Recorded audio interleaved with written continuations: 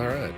Welcome in, everybody. Ben and Woods 97.3, The Fan. It's great to be here with you on a Wednesday morning. Would like to welcome back to the studio the great Paul Reindl. Welcome back from Las Vegas, my friend. Good morning. It's good to see you. Good to see you guys. Get into your trip here in a moment. I'm Woodsy, and I am prioritizing my sanity and my physical health and my mental health. This stupid team, they're going to make me insane. Insane. Ben Higgins, your friendly neighborhood sports anchor, joins us as well. How are you, Benjamin? I'm good because this is the first time in almost 2 weeks that the three of us have physically been in the studio together. Feels real good. Yeah. Feels real good. A nice little menage a trois of pain in here this morning for the Ben and Woods program. What I missed? They were 3 games above 500 when I left. Yeah. It's been super fun. Offense has gone very, very cold. We'll talk about that. We will. Let's hold them accountable today, guys, because we don't do that enough. I hereby declaim they are accountable. They're accountable. Done. It's over. You guys? Yeah, I'm in. We need like a sounder, like a let's hold them accountable sounder. You know what tomorrow is. It's time to hold these guys accountable. What would that sound like? I don't know. Is that a cash register chinging? Is that accountable? No, that doesn't work. It's accounts for me. receivable. That's what I'm accounts thinking receivable. I need something that Big bomber class. Well, when they hear it, they go, "Oh no, we're dead. We better get our ass in gear." A gavel sound. I mean, look, they that Law and stunk. Order little stinger. Dun dun dun dun. dun dun. dun. Terrible, man. Terrible. No, I had to honestly. I went to the doctor yesterday. As you know, I had my yearly. Oh, how did it go? My Are you yearly alive? physical. I mean, I'm here. You good? He said you got some mileage left, which was a quote, and I said, well, that's a good quote. Now. That could be 3 miles. It could be 30 miles. I have no idea. Nobody really knows. I mean, when the end is near. But I will tell you this, man. I got to the doctor's office and waited, and he walked out, and he goes, he just gave me the look, like, come on back. And I'm like, oh, no. Like, what's going on? So I sat down, and I started doing the preamble of, listen, here's what's been going on. I had a kidney stone early in the year. Mentally, I've been working hard on my mental game, blah, blah, blah. But the consistency of the diet and the exercise, blah, blah, blah. And he's like, just relax. You're fine. You're good. He goes, yeah, you got a couple numbers in there a little bit higher. We're going to do this test on you, like a calcium test around my heart, just to make sure that the calcified plaque. He's going to do like a little measurement, which, listen, man, at 48 years old, you read these stories all the time of these guys who's dropping dead, Little League, on vacation, all these horrible stories, and you don't want that to happen, right? You want to be around your family as long as you can. Most of us do. So I got to do one of those tests. But then, man, this is what domed me out. So kind of wrapping up, he goes, let me get your blood pressure real quick. So he puts the cuff on, and I sit there, and he takes my blood pressure, and he goes, oof, yeah, that's high. He goes, all right, let's do an EKG on you right now. So I was like, okay. So the nurse comes in. She goes, I need you to take your shirt off. And I go, oh, lucky you. Took this sack of potatoes, this white, doughy, hairy mess. And I'm like, she's like, oh, don't worry. I've seen way worse. She goes, oh, no, don't have to shave you. I said, no, please don't shave my chest. I don't know that I could get through the rest of the day. So she slaps all these things on me, hooks me up, do the EKG, and she's like, okay, yeah, doctor's going to come in, and he's like, look, you got to manage your blood pressure a little bit better. I need you to send me over the next week or so some blood pressure numbers, random times of the day, and blah, blah, blah. And so that freaks you out a little bit. And as the game is going on last night, I had to really lay there, Ben, and watch and go, it's fine. Yeah, you got runners on here. Oh, you didn't get him in. Didn't get him over. Didn't get him in. Okay, all right. Just stay zen. Oh, Yuki Matsui's back in a 1-1 game. Oh, he can't find the zone. Just stay zen. Stay zen. Stay relaxed. So that's what I was trying to do. So forgive me if I don't come in here this morning full of fire and brimstone. But You're managing your health. That's what we're doing here. Bro, I feel it. I feel it in my gut, and I'm just trying to tamp it down or find a better way to Get it out. Is there anything I can do to lower your stress level? Do you need easier questions on Take on Woods? No. What can I do? You don't stress me out at all. Neither does Paulie. You guys don't stress me out a bit. Not even a little bit. Some nice soothing sounds of running water, a babbling brook. Now I kind of have to pee a little bit when I hear that. Gluco Man says, go for a walk. I can't really go for a walk right now. I would if I could, but I can't. Just call in 833-288-0973 and call us. I'll call you guys during the walk, and vent.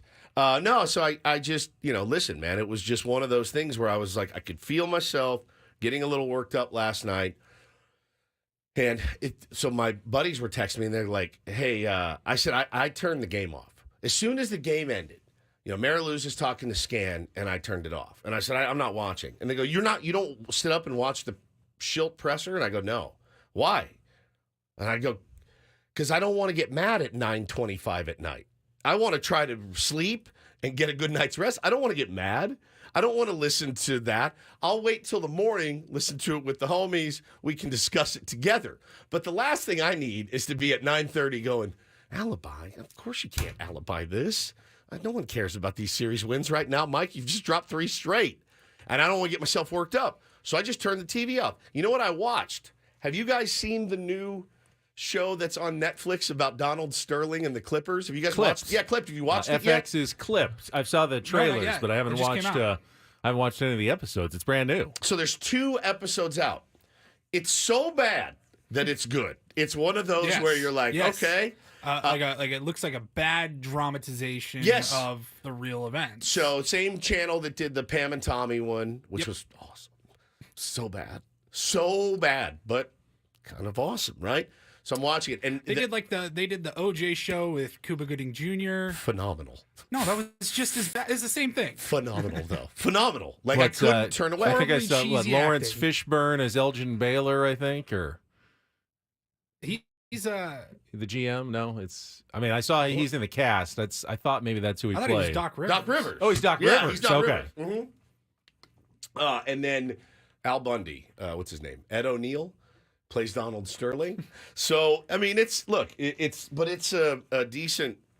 It's a decent story. Obviously, you all know the story of Donald Sterling, and the audio that they have him, saying is just horrific stuff.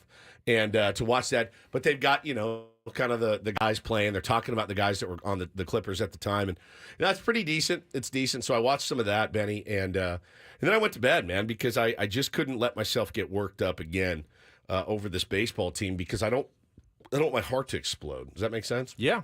Well, I mean, everyone has some stresses. I try to keep mine to a minimum. I'm stressed right now. We are 2 weeks away from the Ben & Woods Open. Are you stressed? Well, a little bit. I just want the event to be successful. I did some work yesterday. I was trying to make sure the beer would be arranged from Virgin that we're getting for all the players, and because there's not a cold room at the Goat, so trying to figure out whether I'm going to pick it up early that morning and just transport it to Goat Hill or how it's going to work. I mean, there's all of the little tiny details that you don't necessarily realize, that everything has to be there at the right time, at the right day. Yeah, we've been putting it all together, but we're getting close now. We're coming up on it, and I just want to make sure that it's a fun, exciting day for everybody who signs up and participates. I have a really good feeling about it. There is a lot to do detail-wise, a ton. I mean, think about the prizes, right? Because we have some killer prizes and baskets and raffle prizes. You need to punch up a description. That needs to be in some weird plastic thing that tapes to a table. Where do we get the table? Do they have the table? Do they have tape? I need tape there. We need a glory hole sign. I need all kinds of things right now. So I do get it. But I do feel that venue, our listeners, are going to make it a great day. I mean, we don't have a ton of volunteers. I don't know that we need a ton of volunteers, but I saw people are continuing to buy twosomes and foursomes, and they're rolling in right now. So we're still open. I say we probably bang it after another week, though, right? Like whatever we have, we have. Yeah, I mean, we're getting close to full. There's definitely some spots left. I just retweeted on my Twitter account at BenHigginsSD, our Eventbrite sign-up link if you want to join us. But, yeah, this is kind of the last week, I would say, or so to sign up if you want to make sure you get a spot. Yeah, for sure. So it's going to be fun, man. We'll make it work. And the Tier 1s, one thing about our audience, they don't really complain a lot, at least about us. They complain playing, but they don't really complain about us. And if they come out to Goat Hill, I know they're going to have a good time. Look, you're going to be playing golf with your friends, drinking beer, taking tequila shots, having a good time. Please drink responsibly and all that. But so yeah, it's I can see why you're stressed about it. I'm mildly stressed about that. I would rather our baseball team win and us have a bad tournament. I would rather our baseball team. You'll trade a nice long winning streak for people complaining about our golf tournament. 100% in a heartbeat. I mean, we're getting to the point right now. I'd trade my car for a nice long winning streak. Make Paulie pick me up every day. I mean, we need this. We need it. We want it. We don't need it. We want it. And it's just a bummer to watch. And we'll talk about the game last night. And we don't. That's the thing is I tweeted this morning, like, let's rip the phones. If you guys want to get it off your chest, I'm here for you. We all are. 833-288-0973. Vent, let it rip. But also, like, what's the milk is all over the table. They've spilled it. The milk's over the table. It's sitting back at 500. Now, you can get your paper towels. You can clean it up. What's the solution for moving forward? What do you do? That's a tough question. It's a little bit of a loaded question. You know what I mean? Because I tweeted last night, half kidding. Just grab 2 catchers, 2 starting pitchers, 2 to 3 bats that match left-handed pitching, and like 4 bullpen arms, and we're back in business. And it's a little bit tongue-in-cheek, but not really. This team's got some holes in it right now, and they got some guys that are headed the wrong direction. And I don't know how to fix it. If I did, I wouldn't be here with you guys. I would be in the locker room there fixing it. But I do want you guys to call in, get it off your chest. Look, I'm not trying to be a jerk here, but the takes of we just got to stop pretending this team is anything other than a 500 team. That's not a prolific take. You're right. Their record is 500. That's what they are. They have played 64 games.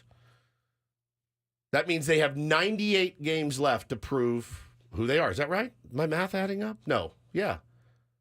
Yes. 98 games left to prove what kind of team they are. So you got less than 100 games left.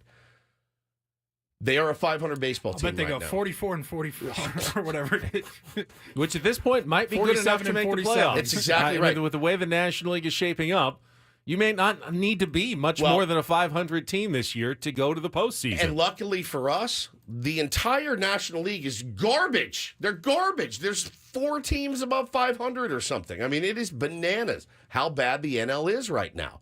So Padres are the 5th best team in the National League. After all of this. It's bananas, right? Sitting at 500, they are the 5th best team. And so, yeah, I get it. But wow, that's shocking. It's shocking. Actually, to see that. It's shocking. That said, I haven't looked at the whole league-wide standings. Yep, 5th best team in the National League, right here in San Diego, everybody. But it does not feel like it. Certainly, it does not feel like it. There were positives last night. We'll talk about those. There's a lot of negatives with this team. We'll talk about those as well. Again, sound the accountability buzzer or button or whatever it is that we came up with, because these guys need to be held to. Oh, and by the way, they have a winning record against 3 of the 4 teams that are ahead of them in the National League standings as well. I know. Beat up the weaklings, guys. Beat up the weaklings. Hey, congratulations, by the way, to the Los Angeles Angels for their first 2-game winning streak at home all season long. They had not put 2 together in a row. There's my blood pressure. You see the veins coming out? Here it comes. I'm going to have to monitor it at work like Gordon Gekko. Like sitting at my desk. Like, hang on, I got to monitor my blood pressure. Strap you up to wires throughout the show. Stupid. All right. The vibes are not great this morning. My first day back in a couple of days.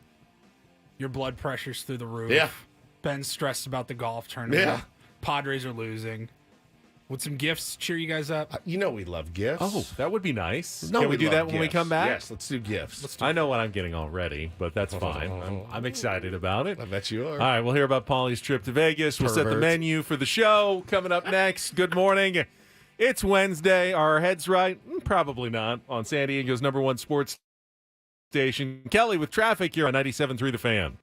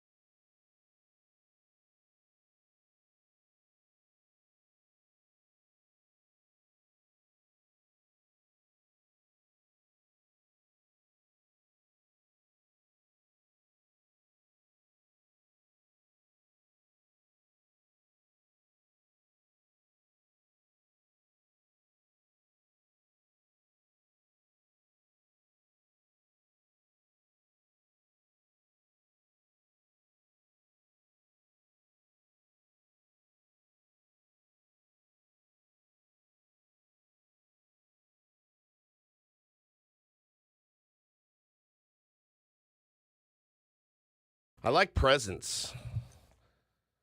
Paulie brought us some presents from his trip to Vegas. How was your trip to Vegas? Looked good. I saw some pictures. Looked like you guys had a good I time. want to talk about that restaurant. Okay? Best friend. Best friend. So my God. So it looks like it's in like a strip mall. It looks like a 7-Eleven storefront or something. Is it? That's how it's meant to look? Yeah, it's how it's meant to look. And where is it? It's in Park MGM. Okay. Right there on the casino floor. Roy Choi is the chef. He opened it up, and it's like Korean barbecue, street food style. It's family style. So we got a booth, and they just bring out food as it's ready. They don't do, appetizer, main course, or anything like that. It's just as it's ready, food just comes flying out. It was unbelievable. It looked incredible. We had a veggie fried rice. We had Korean short rib barbecue street tacos. Koji's, he's the inventor of the Koji burrito. It's the single best burrito I've ever had in my whole life. Yep. That was my Coachella burrito. Wouldn't eat for 3 days and eat 2 of those and call it a day. We had marinated cucumbers, which were delicious, a little spicy. Mm-hmm. What else do we have? A garlic chicken. Oh, it was so good. It looked. I saw one little picture and I was like, wiping the saliva from my chin. It looked incredible. Yeah, service was great. So the vibe. There was a DJ in there, like a live DJ, which was awesome. No, you guys didn't go to any shows or anything. No shows. A lot of like the residencies were off that weekend, or they did the weekend, Friday, Saturday, and then we got in Sunday afternoon. So we were just hanging. It was kind of a whirlwind of a trip. We were there for 2 nights. Yep. And it was hot, about 100. It was getting hotter. I think it's like 110 today. Taint all sweaty and walking around. Pool time? Any pool time? We didn't do the pool this time. No kidding. Too hot. Yeah. It was like cloudy hot too. It was like cloudy and 100 degrees and muggy. We're like, I don't want to go sit by the pool right now. No, I'm good. So I saw you guys working the slots real good. Oh yeah. I laughed at Paulie yesterday when I talked to him. I was like, how'd you do? Money wise. He's like, maybe down a little bit, but you made enough to like buy stuff and buy dinners and stuff. We went shopping. Like we had a great time. Like we brought fun money that you plan to lose. Sure. But it's more of how long will it last? But these dudes, like if you lose $100 in 30 seconds, in 30 seconds, that sucks. It's the worst. Happens to me every time. If you're playing games for 2.5 hours and you lose that $100, money well spent. Money well spent. So they're him and Megan. Megan took a picture of Paulie sitting at the slot machine. I go, when you guys are in your 60s, you're going to be out like at Barona every weekend. Just Paulie and Megan just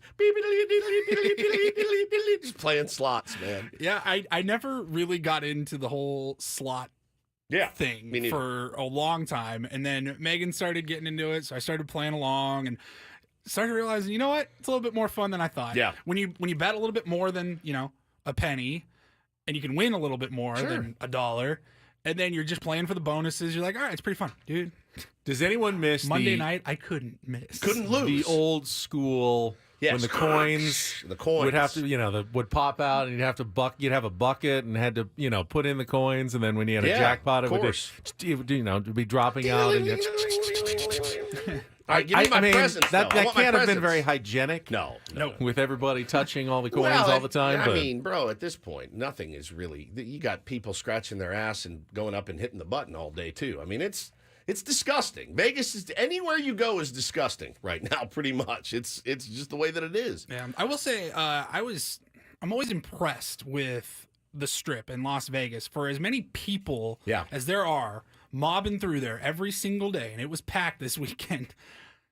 No trash on the ground. That's great. They do a really good job of cleaning it up.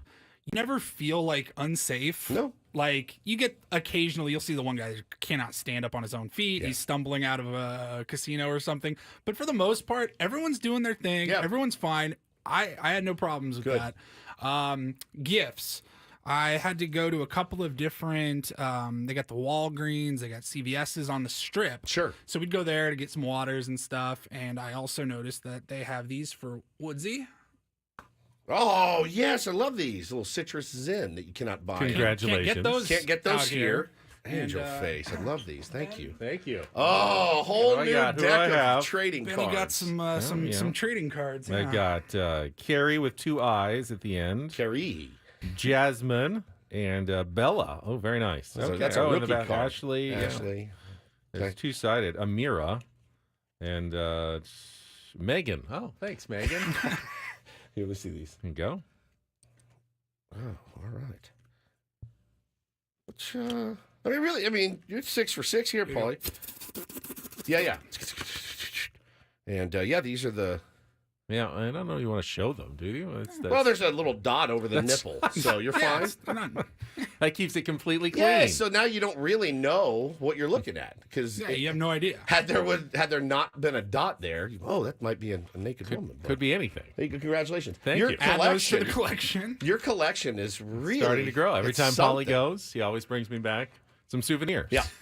Here's what we've got on the menu for the program today. Thank you, Paulie. We will talk about Adam Mazur's Major League debut last night. Unfortunately, it came in a 4-2 loss to the Angels. Padres dropping their third straight. Our Padres Wrap-Up is coming up here at the bottom of the hour. We got an early Big League Wednesday visit from Adam Jones, who's going to check in. He's coming on at 7 o'clock because he is talking to, we believe, John Harbaugh on his podcast later this morning. So busy morning. He moved up a little bit early for us, and we will talk to Adam Jones at 7 o'clock. So we'll delay Take on Woods until a little bit later in the show. We'll either do it late in the 7 o'clock hour or early in the 8 o'clock hour. Don't do this at 7:20 as always. Do want to get into the rumors that were flying yesterday. We talked a little bit about on our show yesterday who the Padres might want to be pursuing on the trade market if they need more pitching depth. And one name I brought up specifically was Garrett Crochet of the Chicago White Sox. And then it came out later in the day from Dennis Lin and Ken Rosenthal in The Athletic that the Padres indeed have been actively pursuing Garrett Crochet, the left-hander, converted reliever for the Chicago White Sox, who's leading the American League in strikeouts, has been on fire of late. His last 5 starts, I think he's given up a total of 3 runs.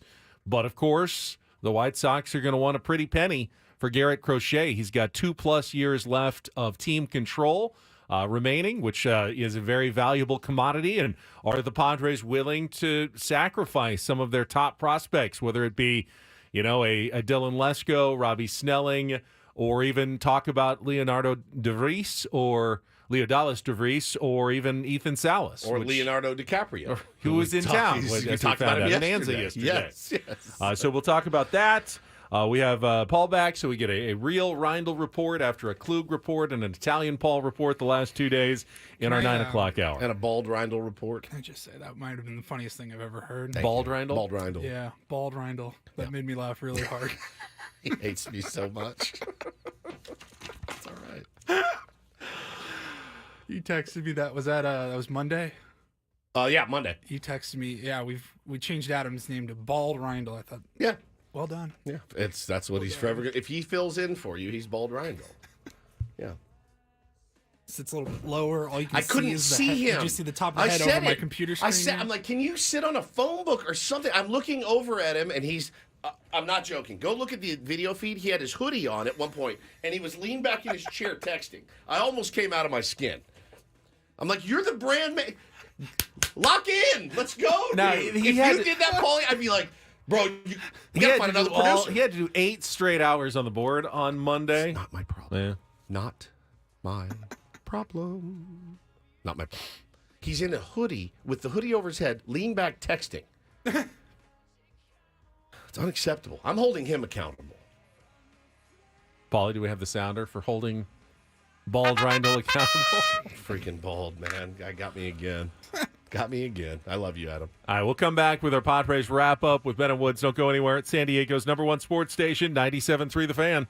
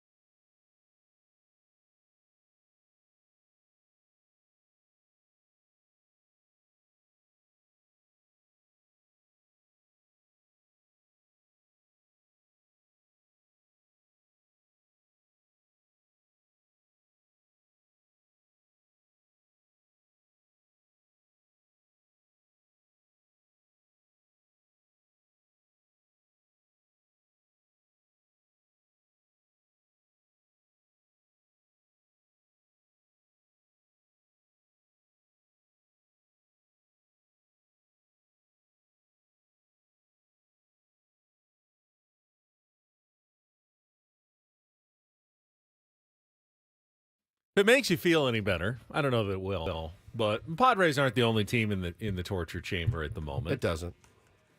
You know the Dodgers. Yeah, dude. In their since May 10th, I looked this up. Since May 10th, they have been shut out or held to one run 8 times. That is staggering. Including yesterday when 4 Pittsburgh Pirates pitchers combined on a 1-0 shutout win over the Los Angeles Dodgers. You know what? I just lied to you. That does make make me feel a little bit better. Make me feel a little bit better. Tell me again. I want to hear it again. Say it again. Since May 10th, the LA Dodgers have either been shut out or held to one run 8 times. 0-8 in those games.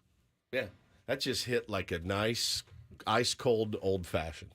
That made me feel. I could feel my body tingling a little bit. Yeah, and there's consternation in Los Angeles with everything that they've spent on that team and realizing that they are nowhere near at least the kind of team that they expected or want to be, and will probably be very active around the trade deadline, looking to add offense and depth. Junior just ruined it for me in the chat. So now you're saying we missed opportunities to gain on L.A. Now I'm even more upset. Yeah, great. Good job. You just made me it's like a speedball. That was terrible.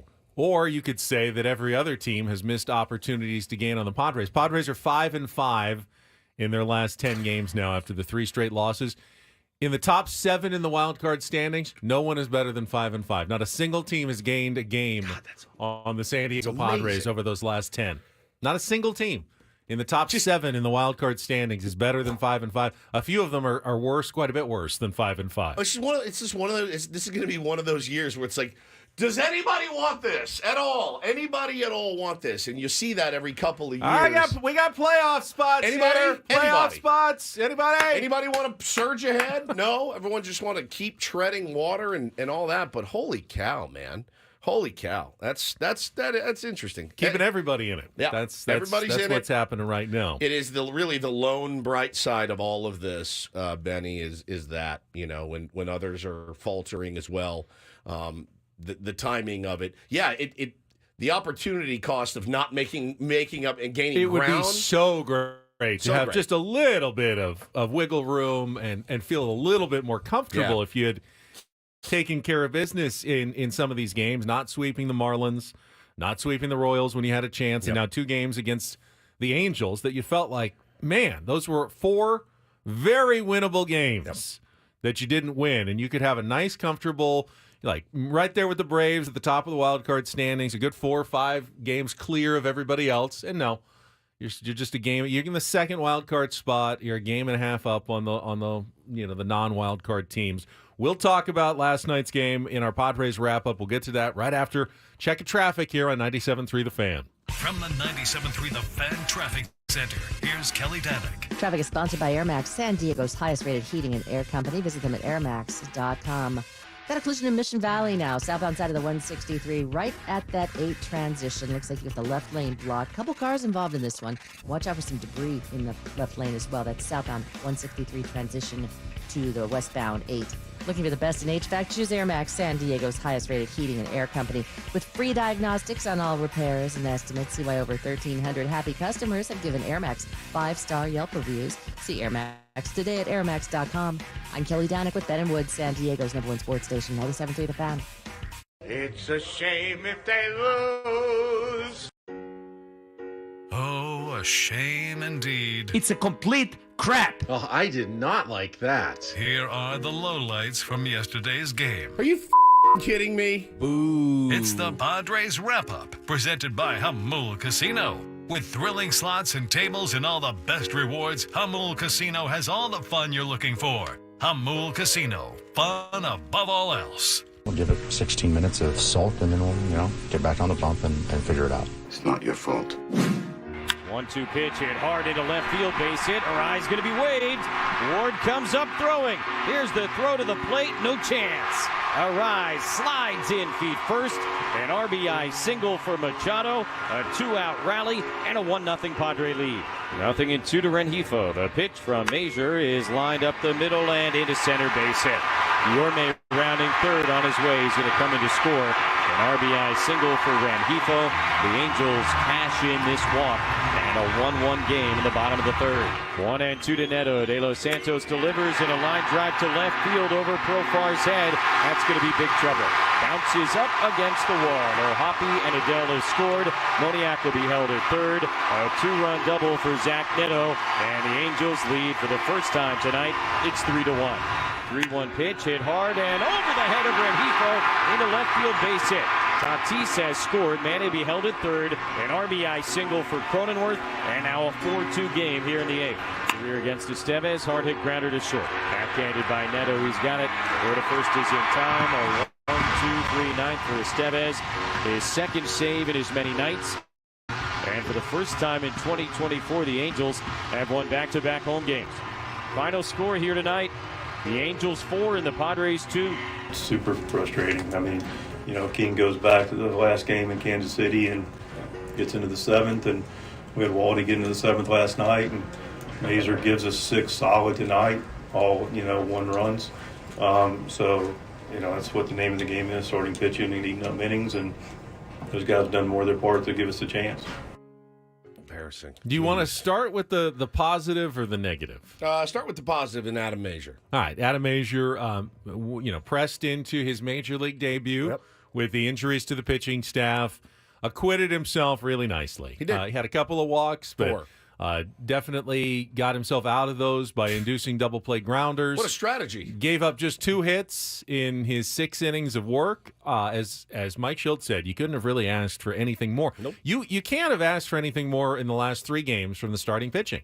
3 losses, 7 innings, 1 run from Michael King, 6 innings, 6 and a third, 1 run, 2 hits from Matt Waldron, and then 6 innings, 2 hits, 1 run from Adam Mazur. Those are 3 outstanding starts. You expect to go 3-0 when you get that kind of starting pitching, not 0-3.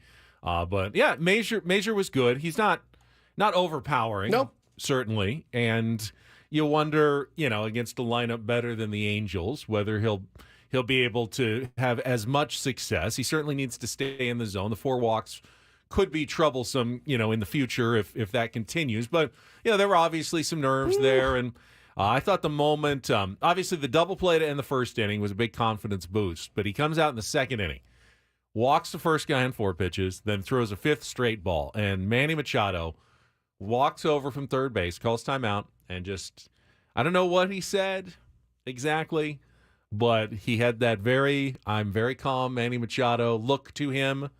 Luis Camposano came out as well, and whatever he said seemed to work and settle young Mr. Mazur down a little bit, and it was a nice moment of leadership from a veteran third baseman, and I did enjoy seeing that. I did too, and again, not being able to scratch out a couple runs, pick this kid up a victory, make that story that you just told even more meaningful. The lack of offense last night again against a guy with a 5+ ERA. I know, I was texting with some buddies last night. I was looking at his numbers. He threw pretty well against the Yankees. You never know with these guys. I mean, they're big leaguers for a reason. They figure something out. And oh, okay, now I know what I was doing wrong with my changeup. He has had a couple of really bad outings really that have inflated the ERA, but he's also had a number of good starts, and I think the big thing is he's left-handed. The left-handed thing, and that's I was trying to what's real and what's not real about the San Diego Padres. That is real. You can't just say, well, the Padres are a bad offensive team. That's not true. They're 9th in runs scored. They can't hit left-handed pitching. But what is real? They struggle to. They have struggled badly against left-handed pitchers. Chris Ello put the numbers together yesterday, and I think Sammy gave us an update on the postgame show last night. In the last 16 games against left-handed starters, the lefties have a 1.38 ERA and have held the Padres to 0 or 1 run, I think 11 times, and 2 or 3 maximum in all of them. And the Padres are now 4-12 in those games. The left-handed thing, the starters, that is a real struggle for the San Diego Padres. Everything else, it might just be a little bit of noise. The normal ups and downs of a baseball season. Guys get hot, guys get cold. The overall numbers offensively, starting pitching, bullpen, are pretty decent for the Padres. But their numbers against left-handed starting pitching are abysmal, and are taking what should be a team that's a few games above 500 and has pushed them down to a 500 team. I mean, you saw Ron Washington's strategy last night. It was just like until we score some more runs, Sandoval's done. I'm going right back with the left-hander and Matt Moore. No quarter. I'm not giving you any quarter. Now, again, when they brought Luis Garcia in, we've seen enough Luis Garcia to know, all right, we're back in it. And we were. We had a chance. And, they attempted to make a comeback. Manny was on third. And who got the last out that inning? Solano, yeah. So just another tough one, man. Another tough one in Anaheim that stunk. And again, plenty of opportunities. Sandoval was good, but holy cow, man. I mean, how many lefties you going to let just eat your lunch for you every single time you go out? I mean, that can't happen. Obviously, it's been a very rough last two outings for Yuki Matsui. After giving up the game in the ninth inning in Kansas City on Sunday. I did not understand that. He came in a 1-1 game, and to be fair, the first batter he faced, he got squeezed twice. Yep. On pitches that were in the zone and were called balls, and he walked the leadoff batter. You still can't walk the leadoff batter, and that is on him, especially on the 3-2 pitch. It wasn't that close, but there were two other pitches in that at-bat that lit up the zone, and he did not get the call behind home plate. So how do you respond? Well, second batter, he did fine. He induced a weak grounder chopper up the middle. In certain circumstances, it could be a double play. Instead, Ha-Sung Kim's throw brings Donovan Solano off the bag at first, so now it's first and second, nobody out, and then he kind of falls apart, and he can't hit the zone on the third batter, and now the bases are loaded. There's nobody out. He's out of the game, and at that point, you pretty much saw the writing on the wall. Enyel De Los Santos did get the first out with the force at home, but gave up the 2-run double to Zach Neto that got over Jurickson's head, and while he took a step in, I don't know that he's catching that either way, even if he has a perfect jump backwards on that. Even if he does, it's a sacrifice fly, and they're taking the lead there. Keeps the Padres in the game. I'm not blaming Jurickson for this loss. It was a tough outing, and Yuki Matsui, if you're going to put him in a close game again, got to be able to throw strikes. He's got to be able to throw strikes. The pitch that was hit over Jurickson's head was such a cookie. Yeah. I mean, it was such a cookie. It was laid in there, just hanging slider, I think. I mean, De Los Santos, that first at-bat battle. I was like, here we go. Got the grounder, look good, got some swing and miss. I'm going, maybe he can get out of this jam. Let's take their soul right here. Threw a really bad pitch there. I mean, it was as center cut BP as you can get, and the guy put a great swing on it. And Jurickson, again, even if his first step is back, I don't know that he gets that ball. It was a seed. I don't know how hard he hit it. I should probably look that up. But that ball was smoked off the bat. And, yeah, there you go. That's the difference in the game. But the getting Matsui back on the horse in that spot, I just did not like it. He just was not. He was not competitive in his last in his last outing, and he wasn't competitive last night. And I don't know what you do with him. But once you start looking at a bullpen, if you're the manager, you're the general manager, if you're a fan, you go,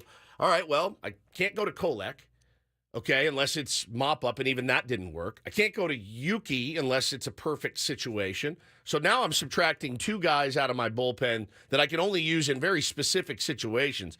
That is not the recipe for success. I don't know the answer. I know that Ruben works really hard with those guys, and I know these guys are hard workers. Is it mental? Is it mental for those guys? That's got to mess with you. If you're Stephen Kolek and you blow a mop-up roll like that and have to use your closer and ends up costing you another game, that sucks.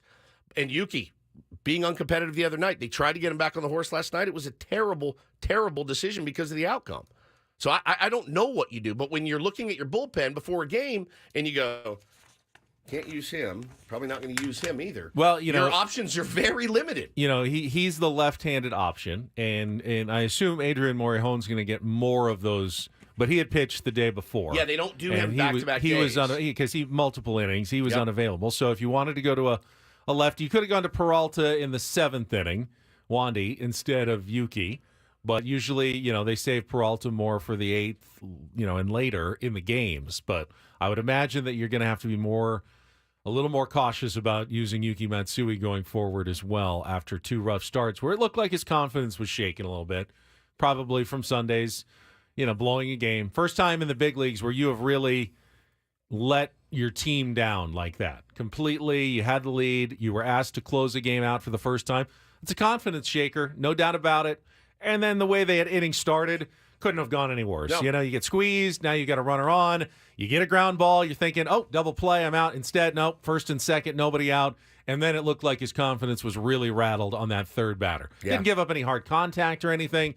Just was not making his pitches there. I was texting with some buddies about Yuki last night. I mean, when you go up to the plate against him, you can just be patient. You do not have to go up there and hack at all because he doesn't pound the zone at all. So you can be really, really selective, and he just doesn't attack the zone. He's in, he's out, he's up, he's down. Just not a lot of confidence from him right now. So look, he's making it for his ability level. We've got that guy, Ben, for like another 5 years, and his salary goes up every single year. It behooves them to get it figured out with Yuki Matsui. I mean, we've seen some good swing and miss early. on early. Yeah, I mean, he had 7 1/3 straight shutout innings before his last outing. But I don't know how much swing and miss he's gotten really since early in the season. But you keep the ball down, generally good things happen. But you got to be in the zone. You have to be in the zone, giving guys free passes. Even a team like the Angels, who's been they've been terrible. They will beat you at that level. So that sets up a really important game tonight, I would say. And we'll talk about it later, but we talked about how you don't want your next streak to be a losing streak. You don't have to go on a winning streak, but you don't want the long losing streak. They're now at 3. So kind of red alert tonight for the Padres. We'll talk to Adam Jones to kick off our 7 o'clock hour next year on 97.3 The Fan.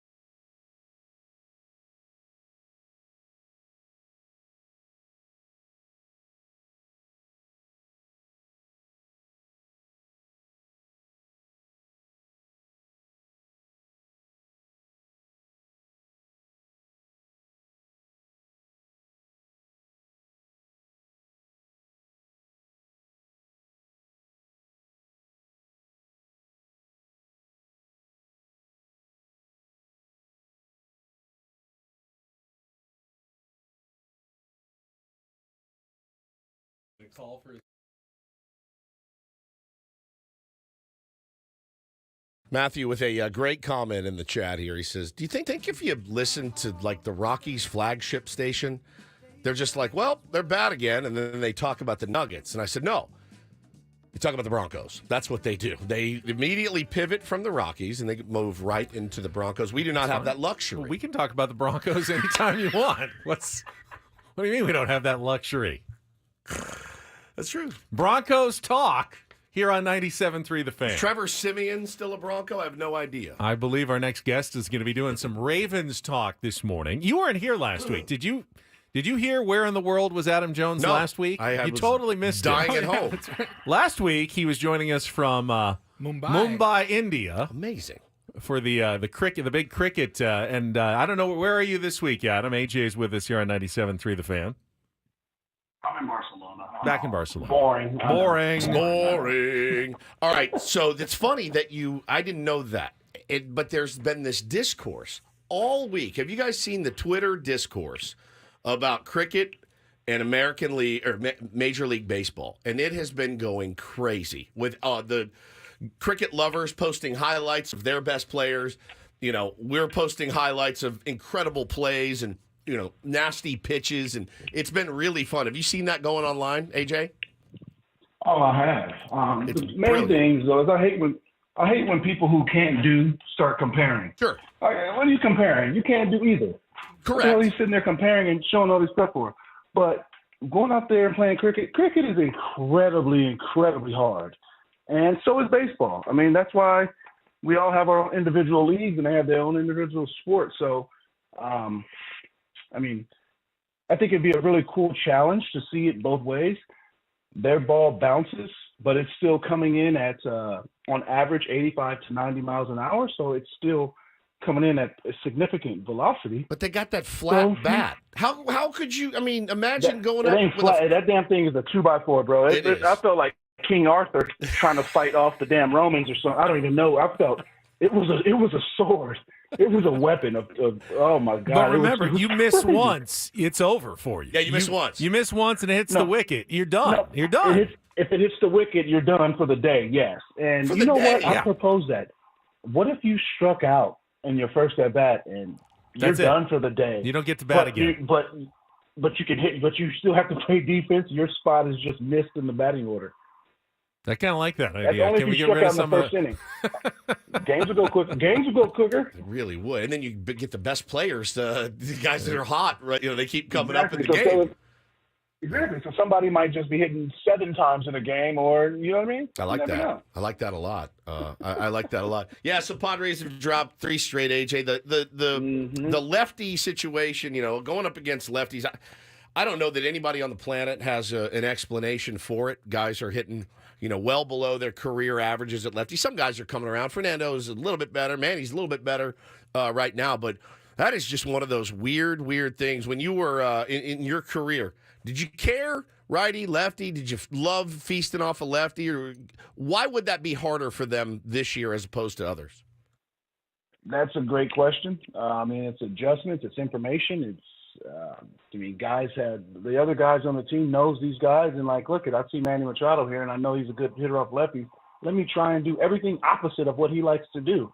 And if he chases it, he chases it. If he doesn't, he doesn't. And if so it's like, sometimes it's like if you just go up there sometimes and no hitter will ever do this. But if you go up there and just say, I'm just going to take this at bat, most times you'll either walk or probably be in a good situation to hit in just because of reputation, name, what you've done. But again, these guys are competing too. You face Reagan. He's one of the best pitchers in baseball right now. Yeah, you had him. You had that win. You know, that's the bummer. You had it. Sandoval, he threw a hell of a game. I mean, he's been getting hit this year, but he threw a hell of a game. Tip your cap. But again, it's not like he's Scooble. He's not front of the line in the game. So you got to get those wins. And again, Anaheim is a team that is down, but they're a team that is with a lot of guys who know that they can be traded. Obviously, Kevin Pillar, who's been the last few years, he's been a journeyman. I've got to see him a lot in Toronto, and he's playing out of his ass right now. And he's probably looking, will probably be in a good situation, a winning situation sometime this summer because of the intangibles that he brings. And, he's a great teammate.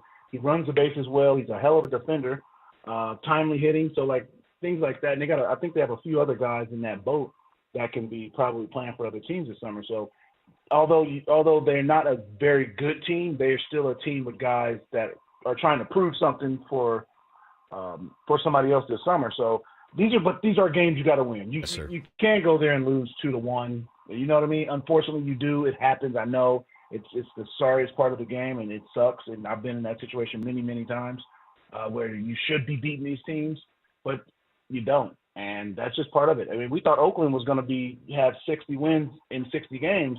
Oakland is playing pretty damn good baseball. Same with the Tigers. They'll be here soon. And I watched some of their game last night. They fought to the very, very last pitch of that game against the Mariners. They got to Munoz. I mean, they have been as scrappy as can be, and we'll see them here soon as well. I mean, those are the games. It doesn't scare me to go up against the Braves or the Yankees or the Phillies. I know those guys are good. I know they are. It's these games that I feel the most nervous about, the games against the Rockies, the Marlins, and teams like that, because of the expectation that you have to win. Do players feel that as well? Sure. I mean, we know who we should beat. I mean, and again, I'm not in the clubhouse now, but I can, I understand the sentiment of a team that has expectations. And it's like, damn, man, we ain't supposed to lose. Even the Royals. The Royals are a good team. The Royals orchestrated a really good team. I'm not going to say anything bad about them. They've got a really good team this year, and Bobby Witt is the catalyst of it. But previous years, you go to KC, or KC comes to you, and you just wipe the floor with them. Now it's not the same. But Anaheim is the team that over the last decade, you could say, is the team that you go get your numbers off of. You go beat. That's the team you want to face come late in the season, pitch around Trout, and beat the hell out of everybody else. And these are the games, and the guys in the clubhouse know. They have been around. They are biting at the bit to get back at it tonight with frustration because, dude, you're not supposed to lose these games, especially with your pitchers going out there and giving up 2 runs. Yeah. Now, and again, the offensive guys, I know they're like, damn, come on, we got to get more than that. But again, they understand we got opportunity again today and the next day. But missed opportunities, too many missed opportunities are what kill you. Some, they don't kill you. But it's like last year when the Padres got hot, maybe 10 days too late. Yep. You know what I mean? Let's prevent that by taking care of these wins now. You talk about strength of schedule. Everybody was talking about the Orioles' strength of schedule at the beginning of the season was bad. So what?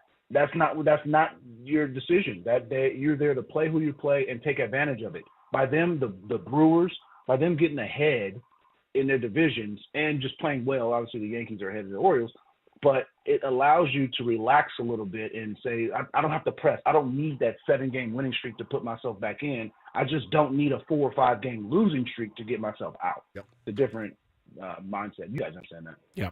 Talking to Adam Jones here on Ben and Woods, and AJ, what's the reality of gambling when you're a big league player? Because we just obviously saw the lifetime ban for Tucapito Marcano, 4 minor leaguers suspended for a year. We know the rule, can't bet on baseball, but there's there's always a ton of gambling that goes on in a clubhouse. That's not new. Is there a new problem with gambling, do you think? Is this an isolated sort of one-time incident and we won't see it again for another 20, 30 years again like we haven't since Pete Rose? I think I don't know. I treat this kind of like steroids, where like some guys might still try to do it to see if they get caught. Somebody, and again, people always get away with everything. I should say not people always, but a lot of people might get away with these kind of things, and then somebody gets caught. It's like the drug game. I mean, not every shipment is stopped. You know what I mean? We know that. We know how it works. But with gambling, it's especially our rules. It's so freaking simple. I want to cuss, but it's so freaking simple. I know. I'm seeing you see my maturity. Well, look at that. You're growing. But the rule is you can bet on things. There's apps, but you can't bet on baseball. You cannot bet on your sport. That's easy. It's easy to me. I'm not a big bettor, so I don't care anyway. I always did the college football pools. I did the NASCAR, the Daytona 500s, the Kentucky Derbies. You do the horse races, you do the U.S. Opens, the Masters. We do events like that where you put money into a pool, put $100 into a pool, have some fun. Your winner is buying dinner. We do things like that. But and again, other guys I'm sure bet on football and bet on basketball, which are inside of our guidelines. We can do that. That is legal for us to do. But it is illegal in our sport to bet on our sport. It's pretty simple. It's black and white, right? It's black and white. Black and white. It's not like there's gray area where it's like, well, if you're on the DL or if you're not on the 40-man, you can't bet. No, jackass. I'm sorry. You cannot bet on your sport. And that's just what I was always taught. That was the first rule. We had Michael Francis, the ex-mob guy. Yes, who was on all love these him. missions. He came in the clubhouse and scared the living hell out of me at 18 years old, my first or second spring training. No, he did not. He came in the camp and told us and talked to us about online gambling, about bookies, about Sharkies. I've seen him 3 times in our clubhouse over my career. And it's simple. He's like, dude, you don't know who you're getting in bed with. And again, it's great that they've created the apps to where you can use your own credit card and you can track it all. But it's a slippery slope, and we've seen a lot of documentaries in the last decade about these kind of things, and it's a slippery slope. But our rule is it's black and white. Yep. You can't bet on baseball, but please bet on football, bet on basketball, bet on hockey, bet on damn table tennis if you feel like it. Bet on European water polo. There's a handball tournament you can bet on if you feel like it. No one cares about that, but you just can't bet on baseball, and that right there, yeah, unfortunate. The other people caught involved with it too. And I looked at the bets. It was 387 bets. I didn't look at the bets, but I heard the news. 387 bets and only worth $150,000. Man, you're gonna lose your whole damn career over $480 a bet. Yep. Man. That sounds like an insane amount of money to normal people, Adam. Sorry, just have to point that out. To a pro baseball. I realize that. No, it doesn't. There's tons. I know tons of people. I know tons of regular people that's betting thousands of dollars on a daily basis on games, $300-400 on games. I mean, the betting world is wild. It is crazy, and there's a lot of profit. But with athletes, just understand, you can't, especially baseball players, you can't bet on your game. That's it. Bet on everything else. We don't care, but don't bet on baseball. I love that Michael Francis? I don't think so. Oh my God, that is so cool that they brought him in. He was a former mafia Terrified boss. me. I bet he did. Yeah, I saw. He said, you don't want to see me. I will come with a sledgehammer. I will break your kneecaps. And I'm sitting there at 18, like, damn, my knees look like they move a little bit. Yeah. And he's like, yeah, they won't be. Like, It's incredible. It's incredible. I saw something that really summed it up for me yesterday. I can sum it up in this. The legal position of the league, regardless of the DraftKings and all the partnerships they have, the legal position of the league is as clear as it's been for 100 years. It's never deviated. That's it. Yep. If you work for an MLB team or your player, you can't bet on baseball. You can't wager with unlicensed bookmakers. That's it. It's so black and white. It's not DraftKings. Yeah, it's not DraftKings' fault that Tucupita Marcano is suspended for life. It's not even hypocritical. It's not even hypocritical. It's simple. It's his mistake. That's it's like, again, it's like using steroids. Yep. Like and again, with the crackdown in 2003, I was there, and then the George Mitchell report, you'd be a fool to use steroids. Again, people have done it. More people, people have done it and have gotten away with it. We know that. That's just part of anything. But why, again, like, I understand the steroid part of it. You got a chance to make a lot of money. Yes. You got a small window of life. That actually makes sense. But that makes sense. There's big guys that benefited from it. Yeah. But to bet on the game, like, and again, the worst part about it is that he's not an American. So he's going to go back to his country and even be shamed even more. Oh, it's terrible. Here in America, we have, well, you guys in America have just the innate ability of uplifting people. Okay, he made a mistake. Yeah, sure. Well, look, he can be an advocate for something like this. Absolutely. In his country, shamed. He Yeah. might be driving taxis. I didn't even think about that. I didn't even make that connection. That's a bummer. It makes a bad situation even worse, man. Worse. I love that insight from you, man. We really appreciate it as usual. Appreciate it. Thanks. You got John Harbaugh today or Jim Harbaugh? I assume John. I got John. John. I got the brother. I'm working. Yeah. I'm doing a family. I'm trying to do a family, whole family thing. Obviously, Jim getting to LA and the Chargers. My brother was there with me in the playoffs. Yeah. And with out in the Ravens, and he was just juiced to get to spend a couple minutes with Jim Harbaugh as when he was already announced being the Chargers coach. Big Chargers fans, and obviously they got Greg Roman. They got a couple of the defensive players. So it's kind of being the Ravens South. I'll say the Ravens West in a bit. Well, they took their general manager from the and Ravens got the general organization. manager too. Yeah. Yep. And hey, smart. I think that is that's flattery, right? Yeah. Greatest form of imitation. That's right. So if you don't take from losers, you take from winners. Exactly. John seems like a fairly normal guy, and Jim seems like a complete lunatic. Yeah. And yet they're brothers. They're brothers from the same family. I never totally get that. Don't got that correct. Well, look at you and your brother. It's totally different people. Different people, but neither of us are lunatics. Speak for yourself. Okay, I mean, come on. There's Sam's not, there's for different sure. levels of lunacy. Yeah, I guess so. Adam, thank you so much. Have a good week. Thank you, buddy.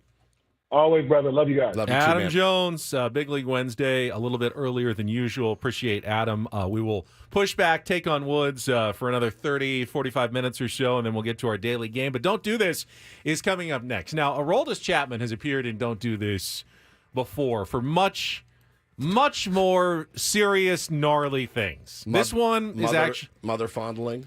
This one's actually fairly lighthearted and fun. Yeah. For Don't Do This. Got a great piece of audio from John Kruk last night. I'm not a Phillies fan, but if I were, I would very much enjoy tuning into the broadcast every night to hear Kruk's insane stories. We got one for you. That's coming up next after a check of traffic with Ben and Woods on 97.3 The Fan.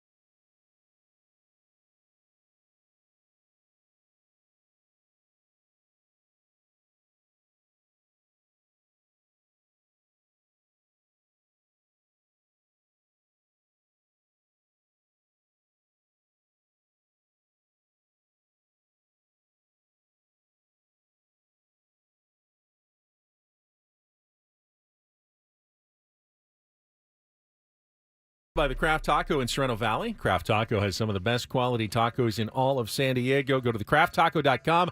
Take a look at their happy hour specials today. It is thecrafttaco.com. And Woods, why don't you, since we were just talking gambling with Adam Jones, why don't you start with the update on the Shohei Ohtani, Ippei Mizuhara case from yesterday in DDT? You know, I will get to that in 1 second. I got a DM yesterday from a guy named Eric, and he said him and his daughter Harley play along with Take on Woods every day, and could we give her a happy 10th birthday shout-out? I said, no problem.